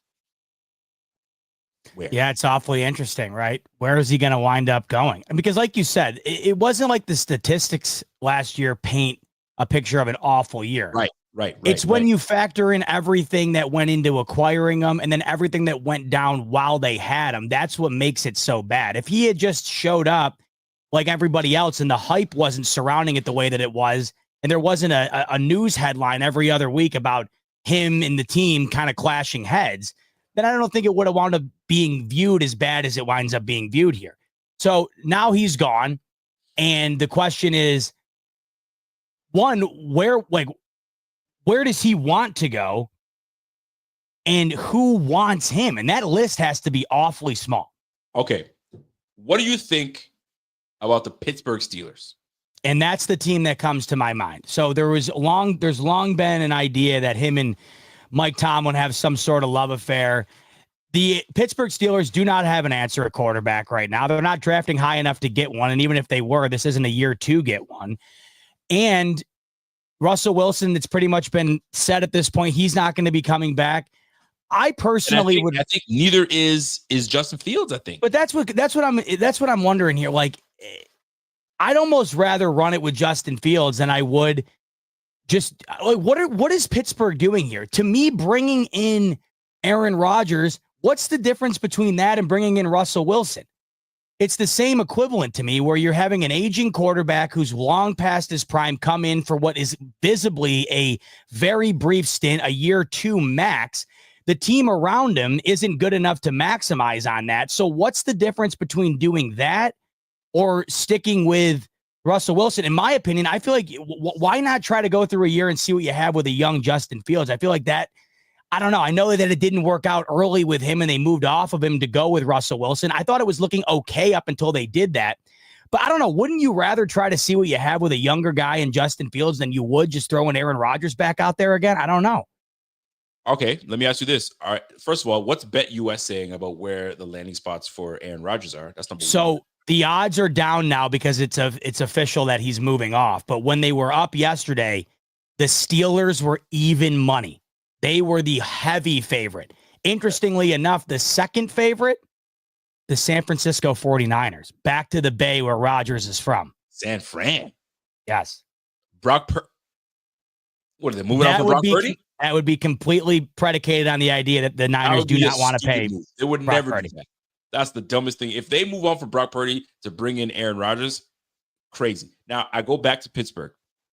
Is Pittsburgh a rebuilding, retooling team, in your opinion?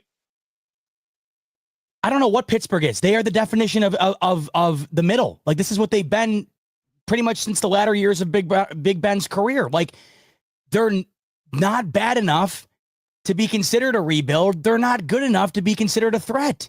This is the worst place to be in. Like the Miami Dolphins. Yes, they're exactly right. So I say they're not in rebuild mode. So I think that an Aaron Rodgers gives them an immediate upgrade over Justin Fields. I just don't think Justin Fields has it. I just don't. I don't care that he had the team at 4-2 before Russell Wilson came in. This guy just does these things where you're like, what the hell was that? And there's a reason why Russell Wilson was brought in. This guy was leading an offense, throwing for 87 yards and rushing for 50. Like, bro, like, you can't play Utah Jazz ball, man. That's boring. You know what I mean? Like, give me something. So you have a bona fide star. You know what I mean? And in my opinion, in I guess a disgruntled receiver. What's Buddy's name? Pickens. George Pickens. And you got some firepower on that, man. You can still kind of do some. So they're not rebuilding enough, but they're still in the thick of things. Now, the division that they play in, that's Joe the Burrow, other thing. Yeah. You know what I mean? You got freaking Baltimore. It's going to be a heavy team to play with. You know what I mean? So, like, and you just saw how badly they beat them in the wild card. They're not close. So, if I'm Pittsburgh, honestly, Pittsburgh just seems right. Now, if not Pittsburgh, then I'm thinking, okay, because I wrote it down. So I'm like, so I don't forget this. The Raiders. That's who I thought too. The problem is the Raiders are awful. Would Tom Brady say, I could do that? Let's bring that guy in, because Tom Brady's got say now. Would Aaron Rodgers want to end his career there? Ooh, I mean, listen, his career is already done. This is just for fun now to me. And I would hang it up. I honest to God, I think I'd hang it up before I went and did that. But he's got a lot of juice left.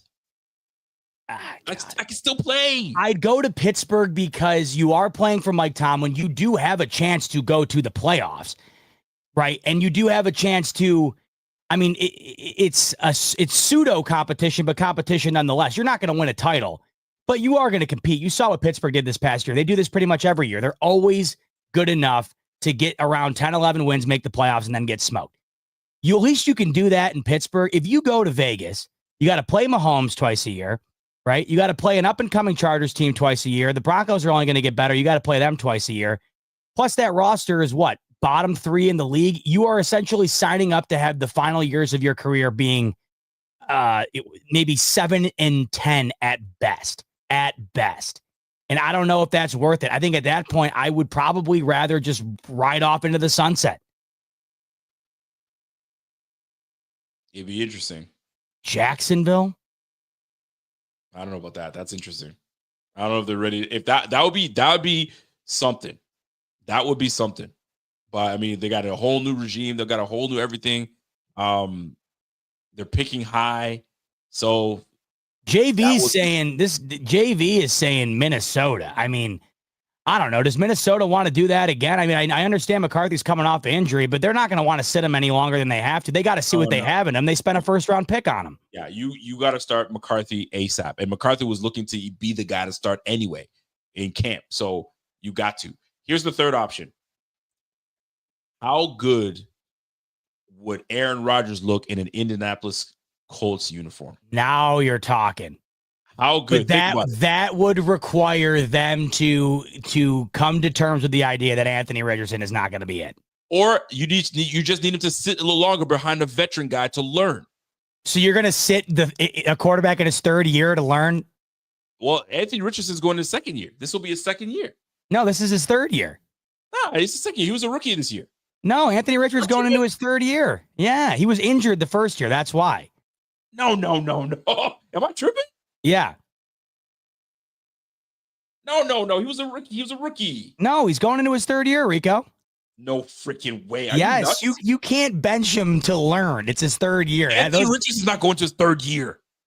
On my mother, he's going into his third year.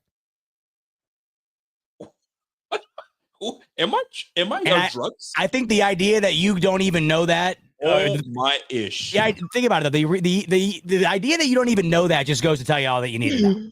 Bro, I honestly thought at least second year. He's going to his third year. Yes, this is what I'm saying. Like, I got a Colts buddy, my good buddy Tex. Like, he's convinced. He's convinced at some point it's going to have. You saw what? Like, I'm lost. I'm baffled. They've been better without him on the field. So I didn't even think about this until you just brought it up. Rodgers to Indianapolis would be fun. They would be spicy. You want to know why they'd be spicy, Rico? Because that division blows. They would immediately have an opportunity, I think, to compete. All you'd have to do is get by Houston. They play Houston pretty tough every year as it is. I know, I don't blame you at all, by the way, for not knowing that, because he was injured his whole rookie year, and last year he was benched on and off, and hurt last year too. Yeah, I'm on drugs. I'm on drugs. I smoke crack. I'm thinking, yeah, rookie quarterback, bro. He's going to his third. Yo, you ain't the answer, bro. You ain't the answer. So, Aaron Rodgers Aaron Rodgers going to Cleveland? Heck no, he wouldn't do that to himself. He wouldn't do that. I know the sample size is small, Rico. But Anthony Richardson, up until this point, has a career completion percentage of 50 and an 11 touchdown to 13 interception ratio through the air. I didn't even think about this till you brought it up. Colts is intriguing to me. Very. It just makes because sense. of that division. Taylor, they got a heck of an O-line. They got a great a solid receiving core. You got Pittman, Mitchell. You got the slot receiver, not Josh Downs. Is it Josh Downs or is Josh Downs? Yeah, they got Josh Downs on that team. Or is it Josh Downs? I always mix up. Oh, no, Josh Downs with the Vikings. No, they have Josh Downs. And then you have Alec Pierce. That's a decent receiving core out there. If you can find a way to get him over there, bro, Bob's your uncle, man. That will be the landing spot for him. Get Rodgers to Indianapolis out of the elements, under a dome. And away you go. And you're in a weak AFC South. Bro, he can rejuvenate his career out in Indy. That division alone to me would be all the reason to go to do it, because we just talked about opportunity. Stay away from the North. Right, because if you go to the north, you're not the Steelers aren't lapping. They're not lapping Pittsburgh, or they're not lapping Baltimore, and then Vegas, they're not lapping anybody. You have a legitimate chance to be a division title winner here. I think the Colts could compete if Houston plays the way that they played this past year, this upcoming year. I could definitely see Indianapolis going toe to toe with them for that division. Listen, let's book it. Rodgers to the Colts. It just makes sense. Wow, they got a decent defense. The AFC South is just and then you have a receiving core, you have an O-line, you have a run game, and you play indoors. Yes, can't go wrong. And you got a young head coach who's looking to kind of preserve his career here, cut his teeth, if you will. I don't know if you want to say cut his teeth or not, but the only problem is though this is where the organizational hubris gets involved, where you have to go in the mirror, you have to go to the mirror and admit to yourself, yeah, Anthony Richardson ain't it.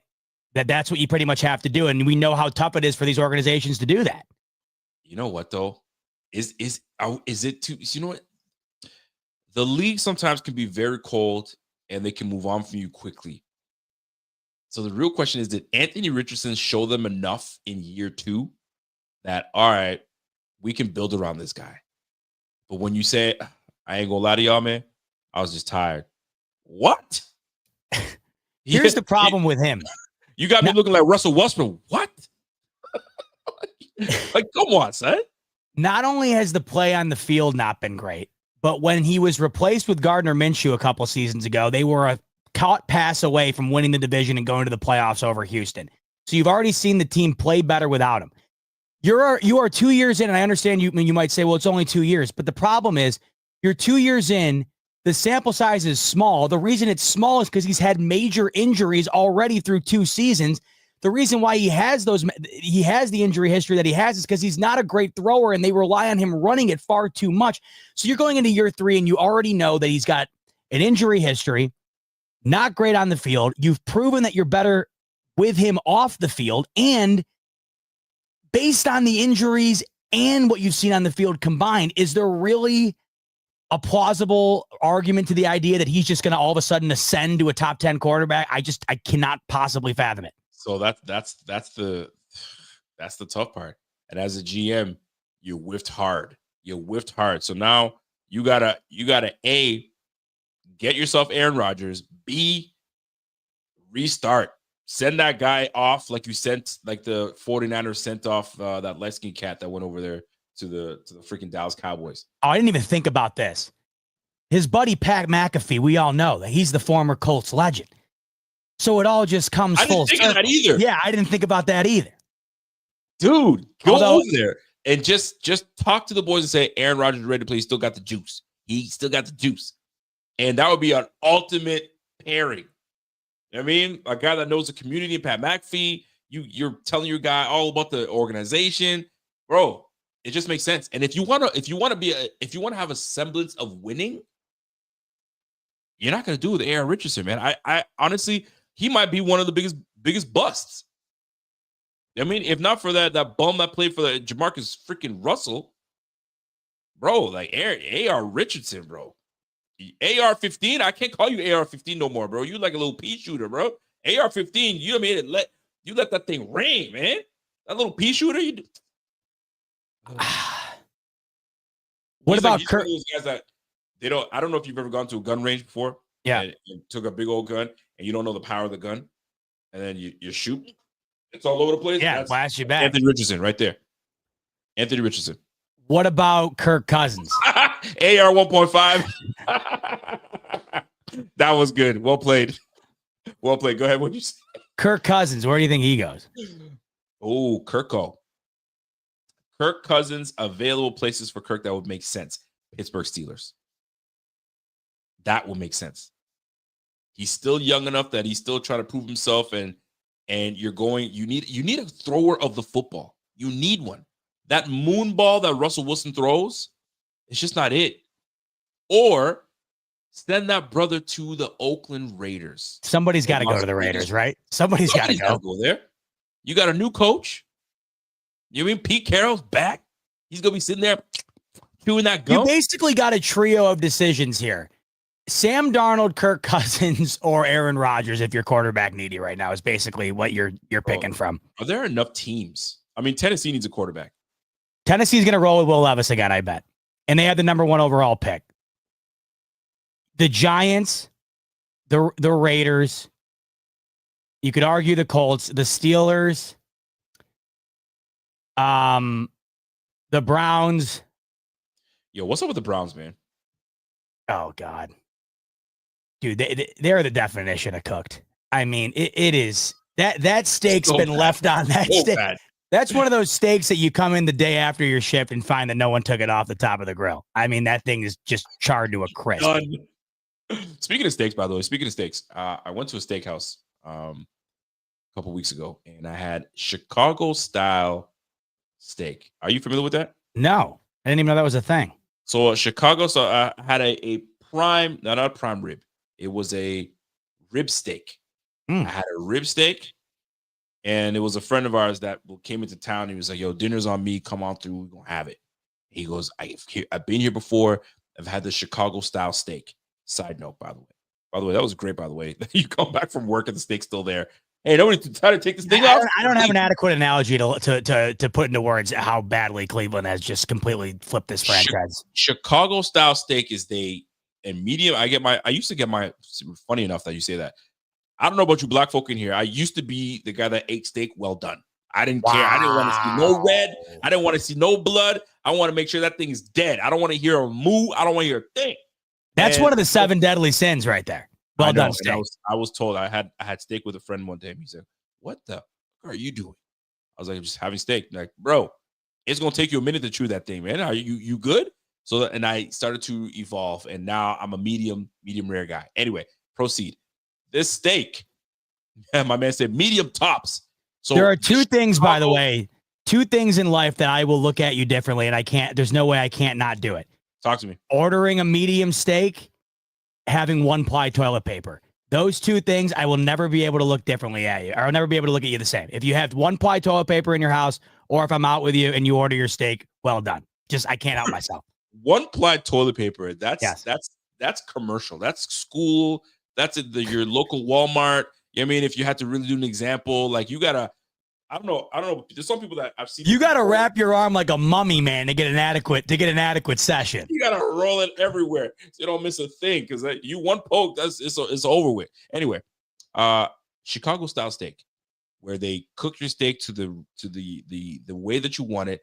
Then they pour butter, like hot butter, over top of it to char it, and they flame that bitch, so it's just right. Anyway, have that for the first time. Now, it sounds great, but if you char it too much, bro, you got to be careful. You got to be careful. You got to do it just right. Because then that's all you're tasting, right, Rico, is the char. That's all you're getting. You're going to be tasting is this char. So the steak may be fantastic, but if you char it too much, you don't pay attention, it's over with. So did they nail it? Did they nail it at this place? It didn't. Didn't nail it. I was a little disappointed. So I'm going to try it again somewhere else. And I don't know if it's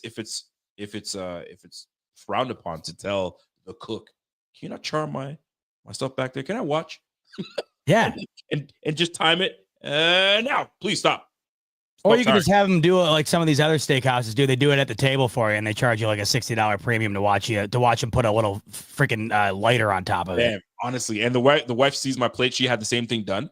And I was like, I look at mine, she knows my face. I look at it, and buddy that paid for it, I can't say like, "Oh, this is thing. Take this thing back." I'm not going to do that. You'd be the guy that does. Take it back. No, I wouldn't. I would make Caroline do it for me, like a little, like a pansy.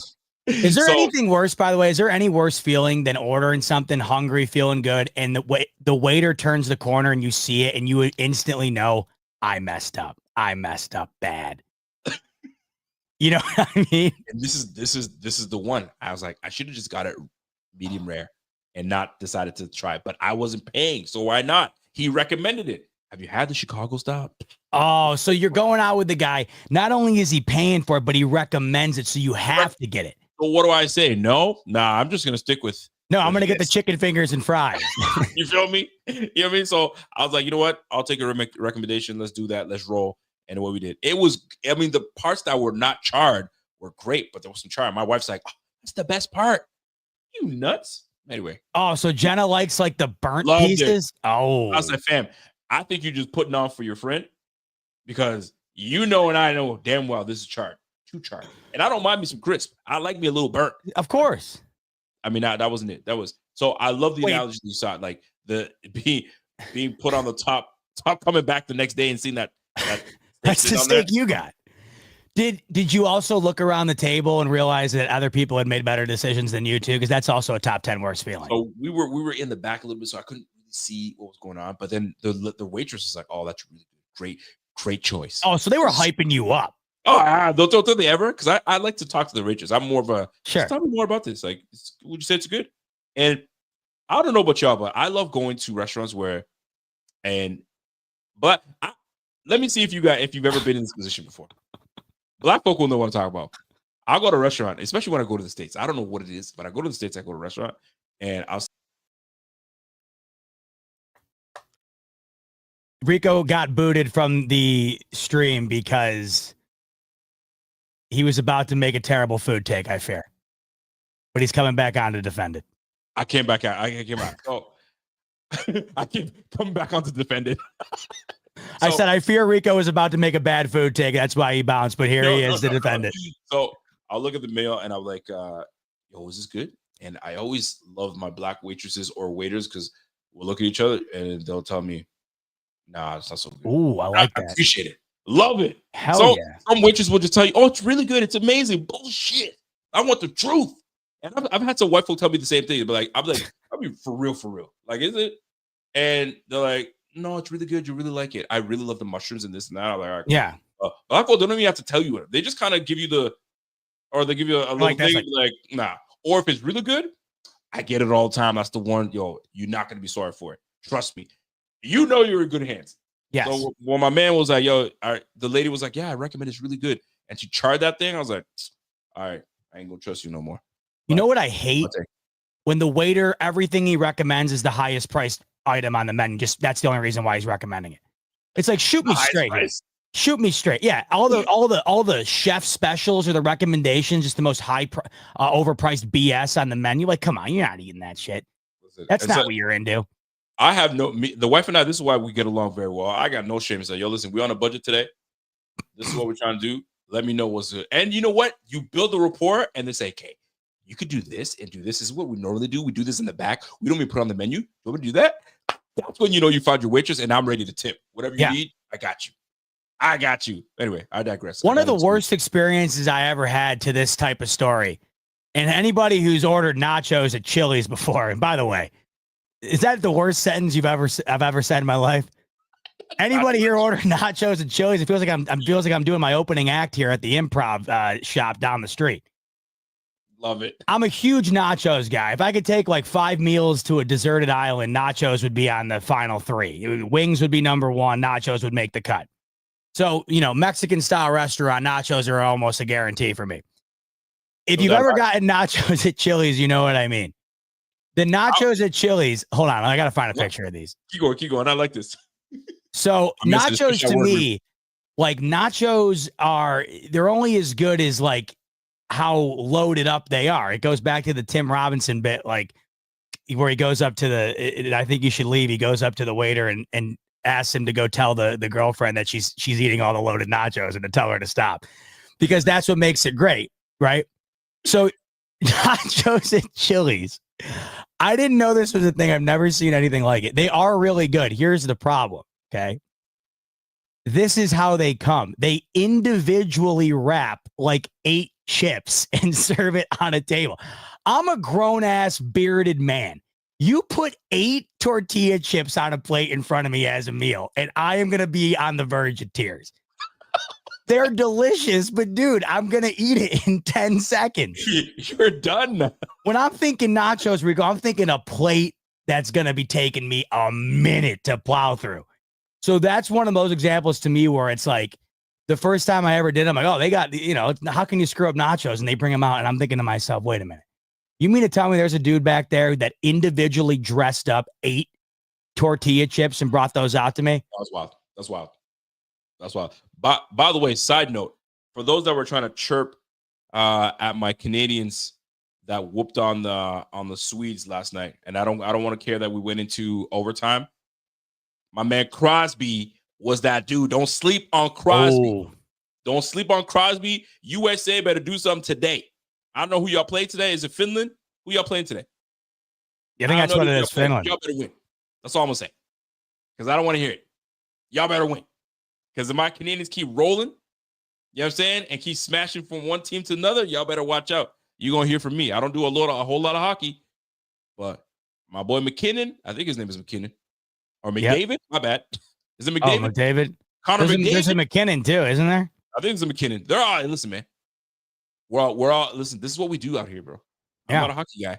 But all these boys, man, they get out the womb, hockey stick in hand, throw them on the rink, away they go. Yeah. Oh, Alton says, yo, you guys are up 2-1. Lucky for you guys. Wait till you play us. The good guys, the States? The States are up. That's what I'm talking about. Listen, tomorrow, I needed to ask you this. Was it Applebee's? I think we went to Applebee's. It's eating good in the neighborhood, Rico. The wife and I went to Applebee's, and we loved Applebee's, by the way. You got it. We don't have Applebee's out here. So when we have a chance to go to Applebee's, we're like, oh, wait, where were you? We were on the way to your wedding. And we're I thought you said yesterday. Oh, no, not yesterday. We were on the way. Yeah. Because I asked my wife what the place was, and she's like, I think we went to Applebee's. But anyways, that's not what I wanted to touch on. Tomorrow, sir, is Valentine's Day. Indeed it is. Are you? Wait till you hear this. Just you wait. It's on the theme of what we're talking about. My man said New Mexico. Debbie says, I used to work at Applebee's. Applebee's, the price is great. The portions are amazing. And I think I had a cocktail over there. I was like, you know what? Why not? Let's have a cocktail. Go nuts. Bro. And the bill was cheap. Man, you guys are living the life out here in the United States. Because you go to, if I just want to have a simple, I can go to McDonald's and take the 3 kids to go eat at McDonald's. It'll cost me like $65. Oh, it's over. It's over. The fast food game is done. It's insane. Applebee's, bro. Listen, legit. Anyway, there's a reason why it's eating good in the neighborhood, Rico. Back in the high school days, man, after 9, it was half price apps, and that included wings. And we would go in there like we were on our last night on Earth, and we would do that like twice a week. It was the best. We loved it. I was a big fan of it. The portions were great. Everything was solid. Now, tomorrow is Valentine's Day. Mm-hmm. Are you a romantic? Caroline, would you define me as a romantic? The initial reaction was a no, and then that switched to it. And then switched to it. How would you define it? I got an I guess so. What kind of answer is that? It's either you're a romantic guy. Oh, she doesn't like that I'm not a hold the hand guy. You're not a hold the hand guy? I'm not a hold the hand guy. Is this a hold the hand guy in public guy, or just? I'm not a hold the hand in general guy. I'm not a snuggle guy. I'm not a hold the hand guy. I'm not a get all up on me type guy. Like that. Yeah. You give me snuggle, cuddle, hold hand guy. That's the goal. I try to give that off, but when it comes down to brass tacks, I'm out. Yes. Caroline has always hated that I'm not a hold the hand guy. It's uncomfortable to me. It's not anything to do. I could give a rat's ass if you're holding someone's hand. It's uncomfortable to me. I don't know how else to say it. How do you not cuddle, guy? There's a movie on. I want to watch. Let's cuddle. Let's snuggle. Because I get way too hot and I'm so uncomfortable. I sleep at about a 55-degree temperature every night. I'm like a polar bear hibernating every night. Jake's saying the same thing.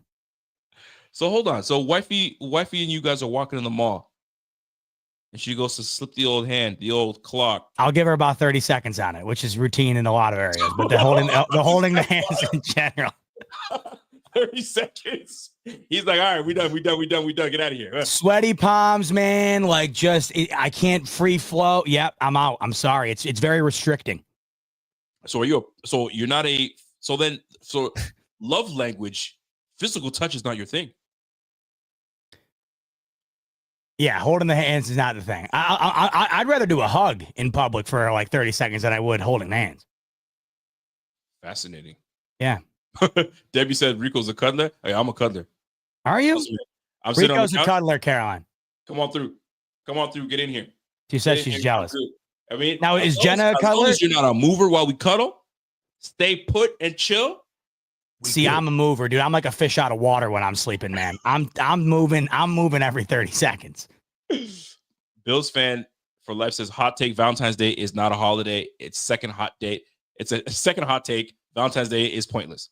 Yeah, it's a government it's a government ploy. It's a Hallmark holiday. It's only there to extract dollars out of us. It does a great job of doing it. It's already extracted some dollars out of me today. It'll extract some dollars out of me tomorrow. I mean, it gets us all. So no hold hand, no cuddle guy, hug guy. Yes. Yeah, man. Are you like a kiss in public guy? Sure. Okay, interesting. Yeah, no, I'm telling you, the hold the hand thing is strictly a comfortability thing and nothing else. Fascinating. Yeah. So is it a thing for you guys to do something for Valentine's Day where it's a must? We do something. Or can we just chill at home and do nothing? Well, there's not like a tradition, but I will give you 3 guesses and I will stake every dollar I have to my name on the ability for you to guess where we're going tomorrow for Valentine's Day dinner. Applebee's. No. You're somewhat warm though. Arby's. You are very warm. So Arby's, if it's not Arby's, I don't know. You guys have things that we don't have with your Sonics. No, but Caroline loves Sonic. I'm trying to think of something that you guys in the States have that we just don't have on our side. Give me a hint. There was a movie based on it. There's a movie based on it. Yeah. How movie? You're not going to a comedy movie. No. Are you going to McDowell's? No. And you're probably like, what the hell's McDowell's? If you guys tell me someone knows what I'm talking about when I say McDowell's, please, someone in the chat, restore faith. You go to White Castle? Correct. Ding, ding, ding. How the hell did Rex Fly Fishing get that? Impressive. So those who don't know it, Google it. White Castle every Valentine's Day. Yes, with the Asian guy and the Indian guy. Kumar. Yeah, Harold and Kumar. Yeah. White Castle shuts down the store and turns themselves into a white dining or a white tablecloth restaurant. But it's a total shtick. It's a total gimmick. They shut down the restaurant and they turn it into a white tablecloth 5-star type environment. Well, it's 5-star to us. Caroline's saying it's not 5-star. The idea is that it's 5-star compared to the typical White Castle drive-thru. So it's going to be hilarious. Explain me if I have this correct. The White Castle that I remember was from the Harold and Kumar. I chose to go to White Castle one day when I was in New York. I went to go visit family. I was in New York City. I had White Castle. Mm-hmm. The burgers were trash. Oh, you're kidding. They were awful. They're tiny little burgers, right? They're like this. Yeah, they're miniature. This is what it's going to look like, by the way. Is this a real thing? Swear to God. What time's the reservation? 6:30. We're up in there. I'll post pics. You have to. It's a must. 6:30, White Castle, white tablecloth. No, you got to take the burgers for what they are, Rico. If you're expecting to be satisfied from a size standpoint, a flavor standpoint, you're going to be mistaken. But if you take it for what it is, and that is just exactly what it's meant to be. You drive through there at midnight and you throw back 15 White Castle sliders, and you're going to have a grin ear to ear. Ear to ear. My man said White Castle's ghetto trash. That's what it feels like to me.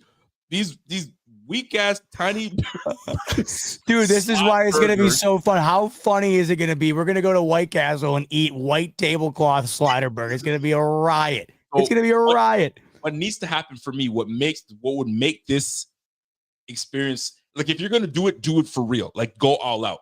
I'm talking about dressed up to the nines. Oh yeah. I'm not talking about like jeans and Crocs and a hoodie. No. Dressed to the nines to go to White Castle. Is that what's happening? Tell me that's what's happening. I didn't think about it, but maybe I will now. I think you should. If you're gonna do it, do it. Dress the hell up. If it's white tablecloth, you can't go in there with your freaking Crocs and your Zubas. Look like a freaking idiot. I think I might have to do that. I might have to put on the tux. Tell Caroline to put on something nice. We're putting on our All finest yourself up. fine, and we're Make up walking and in all. there. We're walking in. It's going to be hilarious. I mean, the idea of it, I think, is genius. It is the funniest thing ever, and I can't wait for it. Truly. So it's funny because you're going to be having this meal. Will there be a moment, at least share a moment while you're waiting for your meal, where you reach over the table and put your hand on the old lady's hand and say, "Babe, I love you. You're this, you're that." I'm going to do that. I'm going to reach across. I'm going to say, I've never loved you more than I do right now in the middle of this White Castle. Something in the air in this White Castle has me feeling different. I'll tell you this. I'll tell you this. Listen, Bot needs to be in his talk. Break out your suit from your wedding. That would be hilarious. It would. And she should wear the wedding dress. Do it up. I bet you guys will get a free meal. We're getting married. I'm dying to see. I'm dying to see what the meal. I'm dying to see what the whole deal is when you get in there. Like, are they serving it? Are they serving it up table side? Like, listen. I need a picture or two to show that. You will. You'll get it. Yeah, that's it. That's all I need. I need to see. So it's funny. So what did I miss? I missed something. I clicked it and I clicked it off. Where was it? Where I missed it. Hold on, I'm looking for it. You look for it. So how far up were you? I wasn't that far up. I was still close on. So is it the tail? Is it this one here? No.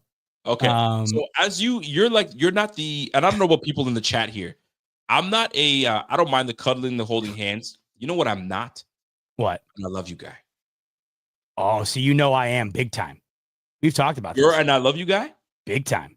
Listen, I have beef with I love you people because tell me there's the I love you guy that says it all the time. Gets on the phone. Hey, babe, just on my way home. See ya. Love ya.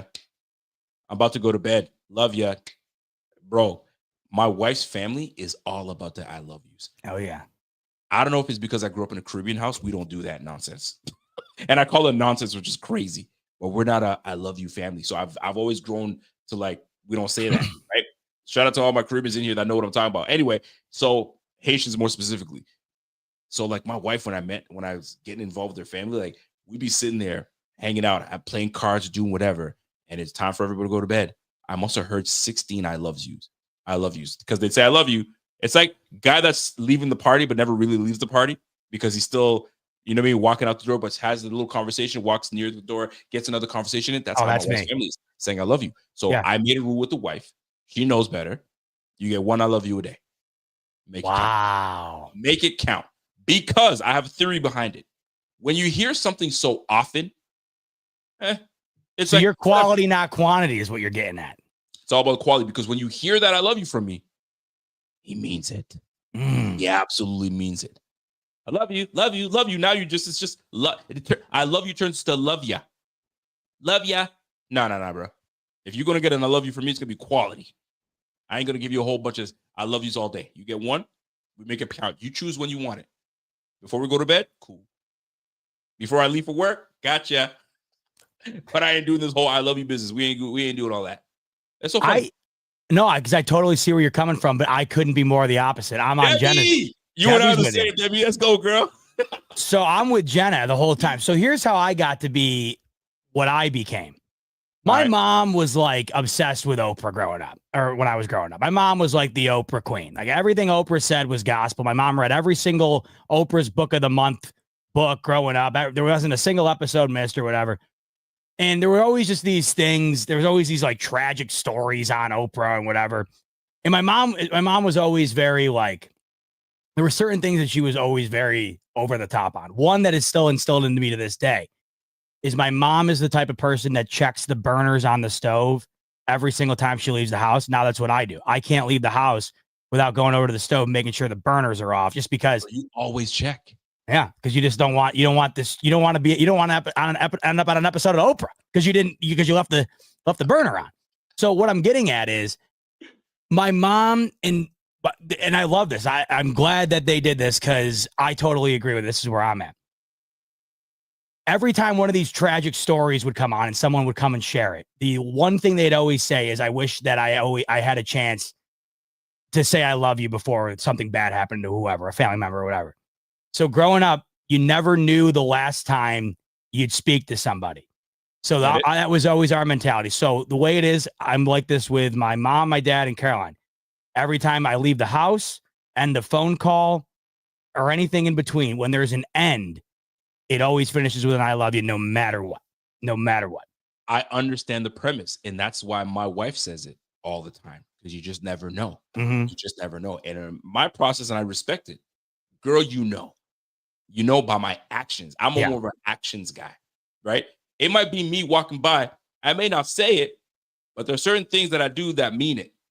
Yeah, I don't have to be. See, for those, I'm a big guy. I'm a big five languages of love. I don't know if you're familiar with 5 languages of love. Yeah, the 5 love languages. Big on that. Which one's yours? Words of affirmation does nothing for me. That's not you. Not me. You're great. I know I'm great. You know what I mean? I know I'm a good guy. I know I'm this. Like, those are things like I personally, it's not even a cocky thing. It's just like, I know you don't have to tell me. Some people need to hear it. Right. They need to hear that they're great. I need to hear, not me. Buying me gifts, trying to gift me out. Not me. So you're not a gift guy either. So what is it? I'm a physical touch guy. Okay. Quality time. Time. Love the time. My wife is a acts of service. Actually, you know what? I'm in the acts of service. My wife is all about acts of service. All about it. You see the laundry? You gonna help me? She love it. She love if I went, yes, ma'am. Love you. She's all about that. Physical touch. I feel that. She's a physical touch and is a acts of service. I'm a quality time. Let's just spend some quality time. We chilling, we kicking it. We don't got to be doing a whole lot. So that's why I asked about the Valentine's Day. Yeah. Where you'll have supper. And is it gonna be a late supper or an early supper? Or dinner? 6:30, and then we're doing a foot massage afterwards. Couples foot massage. Are you topping that? You got plans topping that, or what? White Castle and foot massage? You got something in the arsenal topping that? Listen, I'm saying for you. I'm saying you and Jenna. Are you topping that? Like, what do you got going down? Well, here's the difference. It's different when you have, and I was telling the folks yesterday, when you have kids, it's a whole different ball game. Right. Right now, it's just you and the boo.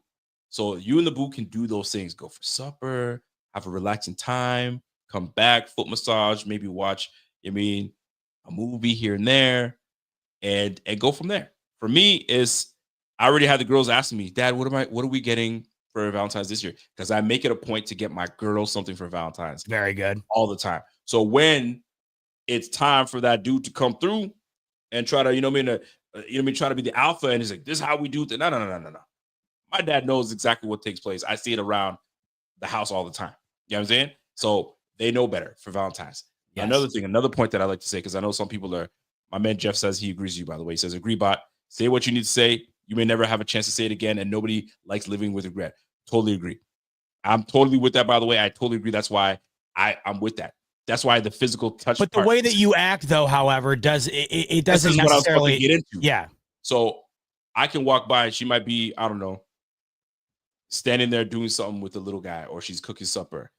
I'll come in, a little squeeze on the cheek. That means Which one? Left or right, don't matter. I like them all. You know what I mean? I might do something stupid, come around underneath. Whoop, whoop. I'm big on that too. I'll do it. She'll be walking up the stairs. You know what I'll do? What I do. That means your boy loves you. I ain't gotta say it to you, but you know what the deal is. Totally. That's what it is. Just a touch. That shows it. So that's when your boy loves you, because of those little things, right? Even a kiss on the forehead, boom, you got it. Kiss on the cheek, that's I love you. But I ain't gotta say it to you. Love ya. Nah, I'm in on that because you're sticking by what you think is the best way to express it. Everyone knows the finger. Everyone knows the finger. If you don't do it to your partner, what are we doing here? Caroline doesn't. She does it when I yawn. The mouth. Oh, that's annoying. Yeah, not a fan of that one, to be honest. Never break a yawn. I know. A nerve. I know. Then you got to do it again. Get so mad. I know. Then you got to rerun it. You got to run it back. Listen, man, that's the love language. Physical touch, baby. That's what I do. Anyway, yeah. I love that you're going to be spending time at White Castle for Valentine's Day. Me too. Love every bit of it. Enjoy it. Take pictures. We need to see it tomorrow. We got to take pictures tomorrow. I still haven't had a clue yet. And plus, I don't know about you guys. You guys have a big snowstorm out there? We've been getting a lot of snow recently here. Yeah. Yeah, we got a whole lot of stuff that's going on out here. So tomorrow it's gonna be maybe a home cooked meal. I might take out the steaks. Put some steaks on. You're gonna do a little. You're gonna do a little bit of the what's it called there? I'm the cook in the house, man. I do that. I do all the cooking. Yeah, but you're gonna break out your thing there. What the hell is it called? The thing I put you on to. The Blackstone. Yeah. You breaking that up? I don't like putting a steak on the Blackstone. I don't know. There's something about an open flame that I appreciate. But people tell me, how do you think your steak gets made at a restaurant? It's on a flat grill, like a flat stone. Yeah, it's like a pan mostly. Absolutely. So I gotta figure myself out, man. But I'm gonna be making dinner, and then maybe I'll sneak out the house and get a little something. Yeah. Get poetic. Do what I got. I like that. I like that. That's how we do. Speaking of, you got Dan coming in here. Let's do it. Dan saying? Dan saying Cook earned his spot. Pay him. More importantly, get Crosby or Garrett. If we don't, we're not serious about a Super Bowl run. 3 years left on J.A.'s contract. He's definitely earned his spot. It's all going to come down to no one's questioning whether or not James Cook's earned his spot. But has he earned top of the market money, and are they going to be able to justify it is the question. It's interesting. The whole situation's interesting. I also wonder if they just let this ride all the way up and through the year. Because, like I said earlier, there's no solidified need to have to do it ASAP. He's under contract. I understand what Dan Aykroyd's saying. But has he earned his spot? Because we really, truly, let's just say James Cook gave us 1,000 yards and gave us 2 touchdowns last year, like this year, like he did last year. Let's just say he duplicated what he did last year, this year. Would he be worth $15 million? Or is that 16 touchdowns got you all hot and horny to give him $15 million? Let's keep it a buck here. 1,000 yards rushing is about 67 yards a game. Let's keep it a buck. 67 to 68. I'll be nice to say 70 yards rushing a game. But that's even too high. 67 yards a game. That's 1,000 yards right there. So are you okay to pay him for if he gave you the exact same numbers he gave you last year? He gave you 1,100 yards last year with 2 or 3 touchdowns. And I asked the chat that and ask you that. Would you have paid him $15 million? Or does that 16 touchdowns stand out to you? I think that's what stands out to everybody. I don't think if he would have had a back-to-back 6,000-yard 2 touchdown year, I think this conversation would have been a hell of a lot different, don't you? Think about it. What team with an elite quarterback is paying a running back top of the market money right now? Any of them? It's tough to do it. It's tough to do it, right? It's tough to do it because your offense is going through the quarterback. And it's not to discount what James Cook's done. It's just to emphasize that it's really hard to have the best quarterback in the league and the highest paid running back in the league, which normally signifies one of the best running backs in the league. It's just a very tough spot to be in. All right, I totally agree. Let's go to Richie Fresh. What's up, Richie? Richie goes, I'm all for paying Cook. If we can still get Garrett or Crosby, we know that's what it'll take to beat Chiefs and get to the next level. Ray Davis is fine. He likes it. He likes the fact that we can pay Cook, but what he's saying is if it impedes us from getting Garrett or Crosby, then let's roll with Ray Davis and let's go with Garrett and Crosby, or Crosby. I agree with it. If that was on the table, but I hate the odds that you showed me about Garrett going to the Cowboys. What? Like, if you're trying to win, you don't go to the Cowboys. But I get it. This is your second contract. You're going to get a huge money. It's a tax-free state, I suppose. But they're not going to compete. You're not competing for shit. But if he's looking at it like him and Parsons going after it, then I suppose I get where he's coming from. But I'm not buying it. So what are the odds that we get those players? I don't like those odds. It kind of deflates me a little bit. But maybe Crosby is a little bit more attainable. I don't know. We shall see. Quick shout out to Mark, by the way, when I said which team in the league has a top-end quarterback and they're paying their running back top of the market money, and he says Baltimore, stupid Buffalo analysts. Well, Derrick Henry's making $8 million a year. So that's at around the top. It's around the end of the top 10 in terms of amount of money paid. And it's if James Cook wanted 15, that's nearly double what Derrick Henry's currently making right now with. So Baltimore, hold on, just to put that out there. No. So Buffalo, whatever buddy's name was, Mark XRP. So he said he asked the question and then answered it himself by saying, no, I said, which team has one of the best quarterbacks in the league and is paying a running back top of the market money? And he said, Baltimore, stupid Buffalo analyst. And I said, no, he's making $8 million a year. James Cook wants nearly double that. So I love when somebody comes in and just drops something ridiculous like that. Derek, come on. Mark XP. I was going to call you Derek. Come on, Mark XP. You be better than that, bro. Be better. Here he goes again. Derrick Henry is 2 times his age as well. That's not what we were talking about. We were talking about the money. Yo, wipe the crust from your eyes, bro. You were asleep. Wake up. Wake up, B. Wake up. I love when people try to come for you and they're way off base. Let's go to Jacob. Jacob says, yo, if Beane lets Cook walk, all right, then he's gotta get himself a top 5 receiver. That's what Bot was saying. Yes. If you let him walk, then you gotta get yourself someone that's up there to keep that production going. We can't just forget about Josh, and we have to give him some breathing room. You're right about that. Josh is amazing, but you still have to give him weapons. No different than what the Eagles, they gave Jalen Hurts weapons. You got 2 bona fide receivers on both sides. You got yourself I was talking about how great that roster is. That roster is something. O-line averaging 6'6", 330. You got Saquon in the backfield. You got Dallas Goedert. It's unreal.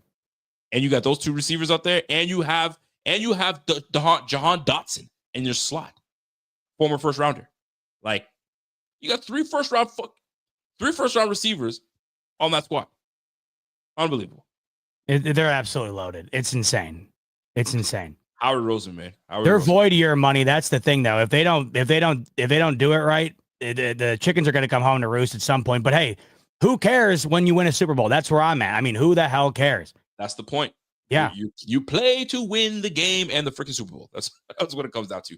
Slick Crook comes in and says, yo, 30 pass TDs, 30 rush TDs. Who is doing that? We are. Cook and Josh smells the end zone from anywhere on the field. And listen, it's just got to come down to the right amount of dollars. If the dollars got to make sense. We all know that. The dollars got to make sense. And if it don't make sense, I mean, we can't break bread together. We just can't. We got to break bread, but it's got to be great. Dan Bill says, yo, are we ready to watch Cook with the Finns? I mean, the Jets or the Pats? Maybe the real player to use as trade is Kincaid. Well, I doubt he goes to Miami. They're already set up at running back. They have Breece Hall in New York, so he's not going to go there. I mean, and this is what I went back to earlier when we were talking about the value of staying in Buffalo. Do you want to go make $15 million in New England, James Cook? Okay, fine. I mean, enjoy playing with a second-year quarterback, a new head coach, and a team that's multiple years away from competing. Yep. Is that worth $3 additional million to you? I know if it were me, it wouldn't be. That's just, I don't know. And every player is different. Every player is different. I'm with you all the way. I'm with you all the way. That's a great question, though. I don't think – I think they're going to – let me go back to that. Kincaid is a huge piece that they are going to build around, and that came from the horse's mouth in Brandon Beane. Brandon Beane has big plans, and I'm sure Brady does as well. And a healthy Kincaid with Josh making emphasis to use this brother should play dividends. I anticipate – I can't say anticipate. I'm not anticipating shit. I'm going into the next year to see how it all plays out. I would hope for a Kincaid to really jump in and get juiced up for year 3 and ready to go. Hope to see it. Let's go to the next man up. We got Wilmer Jennings. Beane is patient. Remember that. It took 3 days into free agency to get Stephon Diggs. I mean, that you're working a trade, so trades do take some while. So if you're referring to Beane trying to get Crosby or Myles Garrett, it's going to take a minute. Yeah, could be. But sometimes you got to act quick. Some free agency and all that stuff, man, it's all about, trying to make something happen, work it out. Or guys that are in their last year or trying to get a trade, you got to make that thing happen quick because these guys want to pounce, and they want to pounce quick. So you can't take too much time because, you got to strike while what did it say? Strike while the iron's hot. That's what you got to do. Right. Strike while the iron's hot, baby. What's my man? I don't know. JDJ Stall saying. JD is saying, do we really pay a 2-down back top dollar? James is electric, but there is a reason we see Ty and Ray on third downs play out final year, then talk. I mean, I think that final sentence is what it probably should come down to. But then again, to the first sentence there, that's the trepidation right now over the 15 million is the idea that you're paying top of the market value for somebody that is not utilized at a top of the market price. Fair argument. And here's the risk you take by that last sentence: play out final year, then talk. Play out final year, he rushes for 1,400 yards and has 14 touchdowns. And he got the ball instead of 207 times, he's got it 265 times. So now, remember when we were talking about 15 mil? Now I want CMC numbers, and I'm only 26. And now the price has gone up. I want. He's gonna have to go elsewhere then. And that's what it's gonna come down to it. So if you anticipate that might take place, move on from him now, or give him that 15 that he's asking for now. If you feel that he's good enough for that price. It's a tough, man. Being a GM, I'm sure it's got its great moments, but it's got some moments where you're like, dude, this is tough. This is absolutely tough, man. Can't wait to see it. What else you got on the docket, man? You good? Yeah, I'm good. You wanted to talk real quick. You wanted to give your thoughts on the Super Bowl halftime show, I believe, is what you had said. You know what? I had time to think about the Super Bowl halftime show, and what's what Laura? Laura said, "Yo, yeah, Rico, like Jamar Chase." Since he wished they paid him now, I bet you they did. Price went up, kid. You gonna pay me what I'm worth, and you gonna pay me. That's a triple crown winner, though, right? So if James Cook is the rushing leader next year and the rushing touchdown leader, okay, fine, 15 million, right? Good point. That's a great point. But yeah, man, that's the beauty of that. Either you pay me now, and you force me to play at a big year, you're gonna pay for it. And Jamar Chase obviously showed him that, and that was it. Kendrick Lamar, did you enjoy that show? I'd spoken it briefly, but did you enjoy it? Because I got a chance to kind of listen and rewatch it to see, like, okay, so was it entertaining? Because I had to go back and check myself and say, Usher last year, was it Usher that was last year? I thoroughly enjoyed Usher because I'm an Usher fan, and Usher's got a catalog through the roof, and he was playing hit after hit. I was singing along. I was a good time. I loved it. Right. I didn't get that from my man Kendrick, though. But I'm also a hater. So you are. I'm a hater because of all that Drake stuff. But beyond that, because the Drake stuff was just the stupid necklace that he had on that's corny. And obviously, say, Drake, I hear you like it. Yo, get out of here with that. It's nonsense. But other than that, did you like the overall performance, choreography? Did you like that? Did you like Kendrick as the halftime act? I mean, it was just okay. The word you just used is the one I come back to: entertainment. Mm-hmm. If I'm a huge Kendrick fan and I paid to go to that concert and that's what it was, that would be awesome. Because the whole thing now is, well, you just didn't get it. There was all this symbolism. There was the choreography. There was Samuel L. Jackson. Yeah, that's awesome. That's great. If you're into that and you go to that show and it's got all that, what more could you ask for? It's perfect. We're talking about the biggest broadcast in America on an annual basis, 130 million viewers. Yep. Entertainment has to be at the top priority on the top of the priority list. And I thought from an entertainment value, you go back to Usher, loads of hits. Rihanna, loads of hits. Eminem, Dre, Snoop Dogg, that combination was insane. You have some of the biggest artists of all time up on the same stage together, right? The Weeknd, loads of hits. Justin Timberlake, same thing. Lady Gaga, same thing. I love Bruno Mars. Bruno Mars is still my favorite. He's got an insane amount of hits in his catalog, right? Crazy. I thought if that was a concert that you paid for and you're into Kendrick and you wanted to go and see him, and that's what it was, great. For a Super Bowl audience, I think it missed the mark. The amount of people that were there and they're like, I don't know any of these songs. The other thing, too, that I found interesting, it just felt like it was the NFL gave him the world's largest stage to use it for a one last middle finger at Drake in this rap beef that the majority of people are not aware of when you're talking about those who are tuning into the Super Bowl. So from the NFL perspective, I thought it was an odd choice just because it felt like you are garnering an audience that is the largest in America on an annual basis. And the majority of those people aren't going to be aware of the catalog that Kendrick Lamar has. Yeah. And if that's the case, then you would think you would play it up a bit with guests or theatrics. I didn't think there was a ton of theatrics. I didn't think it was overly entertaining. And when I look back at years past and what those all kind of entailed, it felt like spectacles. This didn't feel like that to me. And that's exactly what he was going for. And if you, like you said, if you're a fan of Kendrick, you like, this is what I'm used to. But you have to understand, you are entertaining a 7-year-old and you're entertaining a 77-year-old. Mm-hmm. So you got to find that happy medium. You're never going to make everybody happy. Let's be real. Because if next year they came out to me and said, Pantera is going to be performing at the halftime show, I'm absolutely not going to be thrilled. And most of you in this thing don't even know who Pantera is. I wouldn't have known who Pantera was until somebody made a joke and said, Pantera. So what the hell is Pantera? Pantera is a grunge rock heavy metal. The guys that sing like those. It's so funny you brought that up because the example I used on my show the other day was I would love it if Metallica came out and Pantera was the opener for Metallica on their previous tour. I would have loved Metallica, but how many little kids would be like, what the hell is this? And how many people who don't like rock or metal music would have been like, what the hell is this? That's why I feel like you can't go super niche like that. Even though Metallica, I think they're one of the highest grossing bands of all time in terms of like globally.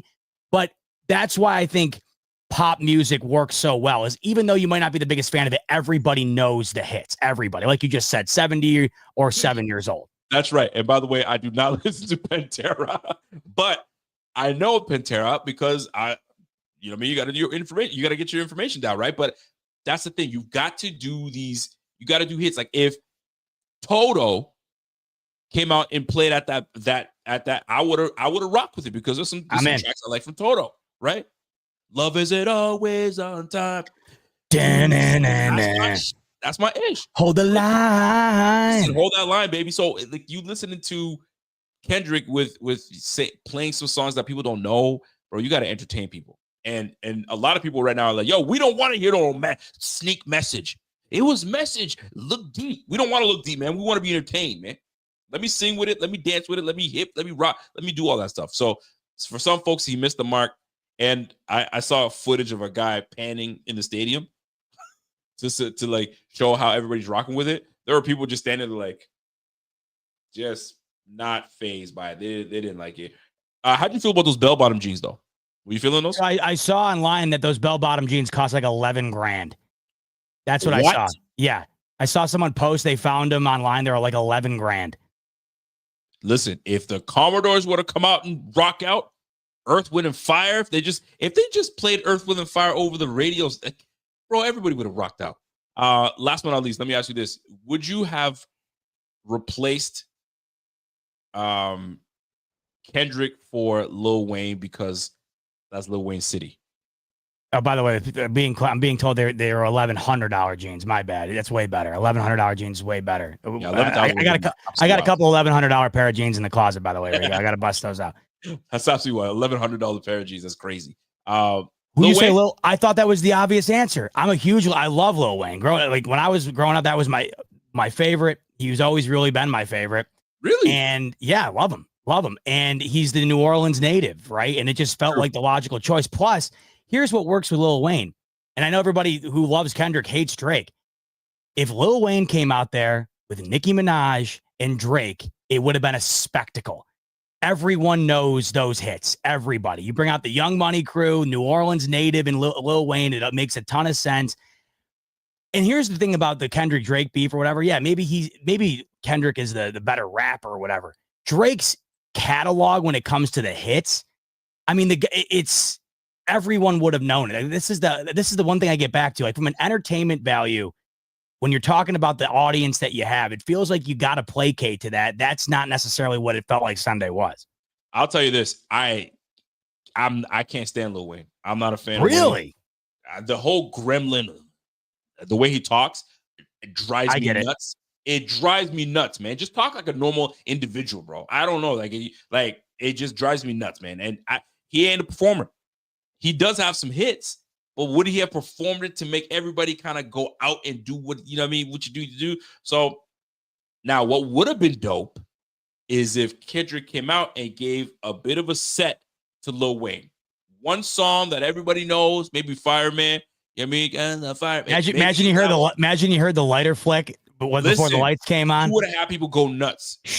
Missed opportunity. Fireman coming. Yeah, and Lil Wayne comes out.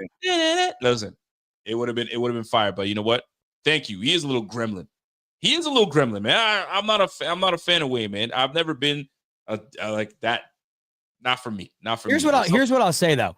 The only people that I've seen love the Kendrick element or love the Kendrick halftime are just huge Kendrick fans. So that's understandable. Like if I said on Monday, if Dave Matthews went out there, nobody would be going more nuts than me. But I'm also aware of the fact that Dave Matthews hasn't had a major mainstream hit in 20 years. So a wide variety of the audience would be watching it saying, I don't know any of these songs. And I just think if I was in charge of running the halftime, I would want to make sure that I am hitting peak entertainment value for everybody involved. Who do you want? Oh, this will be too. If you got 8-Ball MJG next year, I would love that. I don't even know who that is. 8-Ball MJG, man, from Memphis. They're the dudes that, okay. If you choose, before we get out of here, you're choosing your act for next year. I don't know if they've even chosen the act for next year. Maybe they have. I don't think they have. Who would you, knowing what you just saw this year, and it was kind of underwhelming, who would you bring on next year to liven things up again? Well, I think how Taylor Swift hasn't done it yet is crazy. You know what? Taylor Swift would kill it. It would be. I bet you that would generate the most viewed Super Bowl of all time if she did it. I think the only reason she hasn't done it is because of her dating Travis Kelce. I think that would work really well. Man, I'm trying to think. So, who would you think? Who would you take? Who's a top, like where people like just this person comes on and you know what? Funny enough, I think if T-Pain were to perform, I think he has enough hits that he can try to 15 minutes. He can try to, you know what I mean, get some things going. If I were to choose somebody else, let's just say it's not hip hop or R&B, I would try to get Bruno Mars back. I think Bruno Mars has some hits. I'm trying to think of like maybe sometimes you need to go back to like the 80s. Like you need someone like that's got something. Nelly has got a great catalog. You bring in Nelly in there, you're good. Maybe the Killers. Maybe somebody I would might love like the Killers. Different genre. But it's got the Killers. I don't think they're not big enough anymore. That's the thing. You got to think about what would make sense. Like I'm trying to think of what would make sense. That's the thing. I mean, Taylor Swift would be great. I mean, that's why she came to mind so quickly because it's just like everybody knows. Who's a top star now? The top star right now. Oh, you want to know who would be great? That still performs and that still can really. That's got a catalog that can really do it. Someone said Bon Jovi. Bon Jovi coming out. I hate Bon Jovi, or I'm not. I should say I don't want to use the word hate, but I'm not a Bon Jovi guy. But there's no denying they got the hits. That would kill. You know who I'd love is Adele. Adele would be incredible. Now, does she have enough that can kind of? Yeah, but it's not very like up and dancey. See, this is why it's tough to book an artist for this. You got to really be hitting on all cylinders.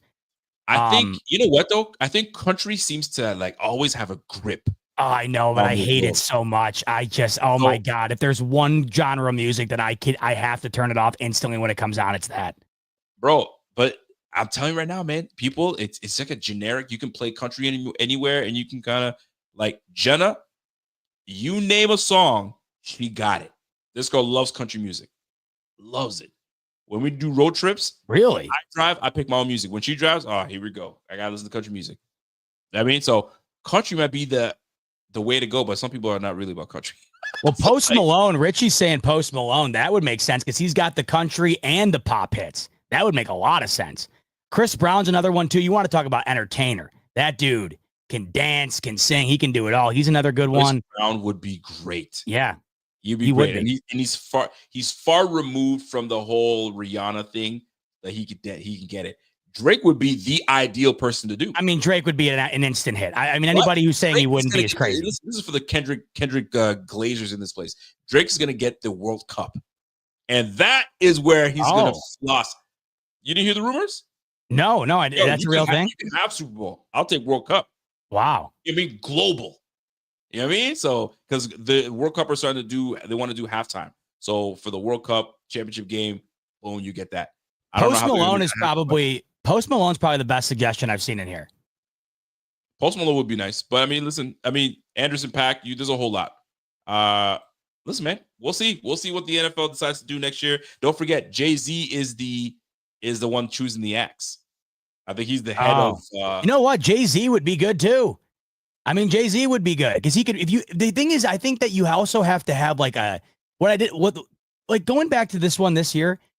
The thing is, it wasn't like it was bad. It didn't feel like a Super Bowl performance to me. You know what I mean? When I think Super Bowl, I'm thinking like the LA one was unbelievable in the sense that they brought out all these different guys. I feel like if Jay-Z brought out Alicia Keys and they did Empire State of Mind, right? And then you bring out a couple, like if you bring out Guess, that way you have heavy hitting songs from different people. I don't know. That's the best way to do it, I think. We can probably do the cover band. Like if we walked out and we did the cover band, you just memorize Dave Matthews. You get that? I could do it. You know what? I just thought of it. You bring in Wyclef John?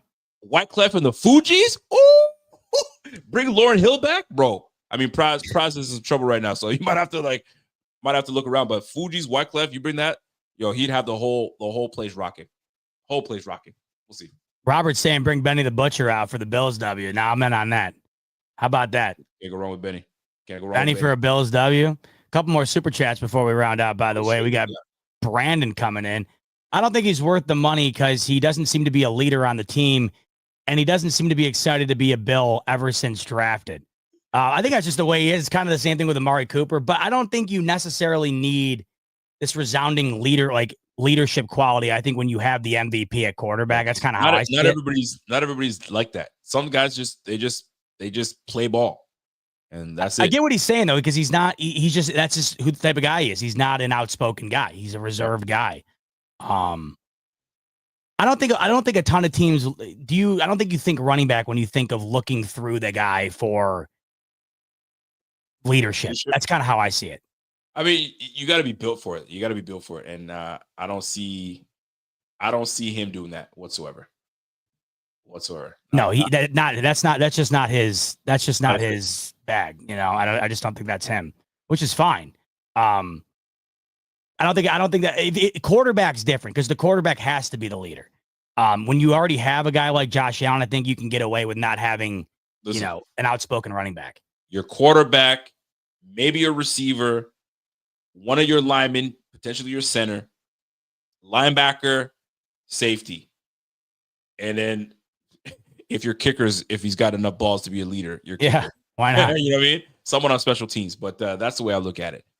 But you go from there. 4 kids party rental. Chase Young, Azeez Ojulari, draft for depth.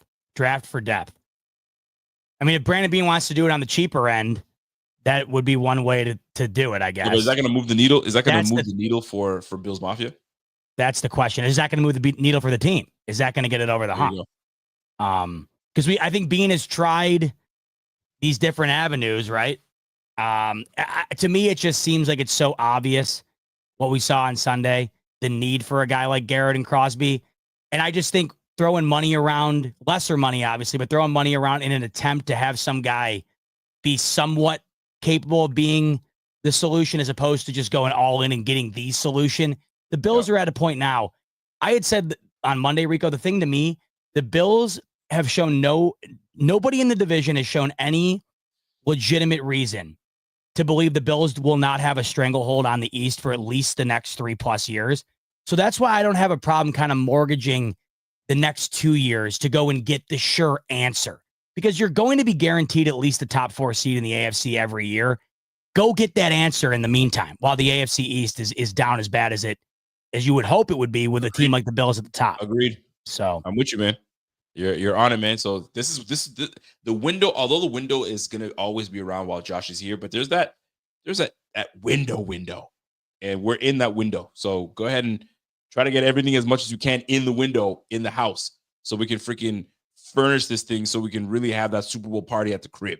That's the best way I can put it. Let's Furnish it like Richie's bar, right? That's what I'm talking about. No doubt. That's the way I look at it. All right, you got anything else? No, brother, that's it. We hit it. We hit it on the nose. By the way, I got to give a shout out to my girl, Laura. Laura came up with a fire lineup. She says, yo, old school hip hop, Wu-Tang, Nas, Busta, just got a whole 90s hip hop in that thing, man. And if Diddy gets out there, throw Diddy in that thing too. We good. Yeah, now, that's someone that's got hits. Diddy's got some hits, but I mean, shoot, he's gonna be hit. Yeah, up. I was gonna say Kanye's got hits too, but that's not the right time to be going down that avenue either. Yeah, exactly.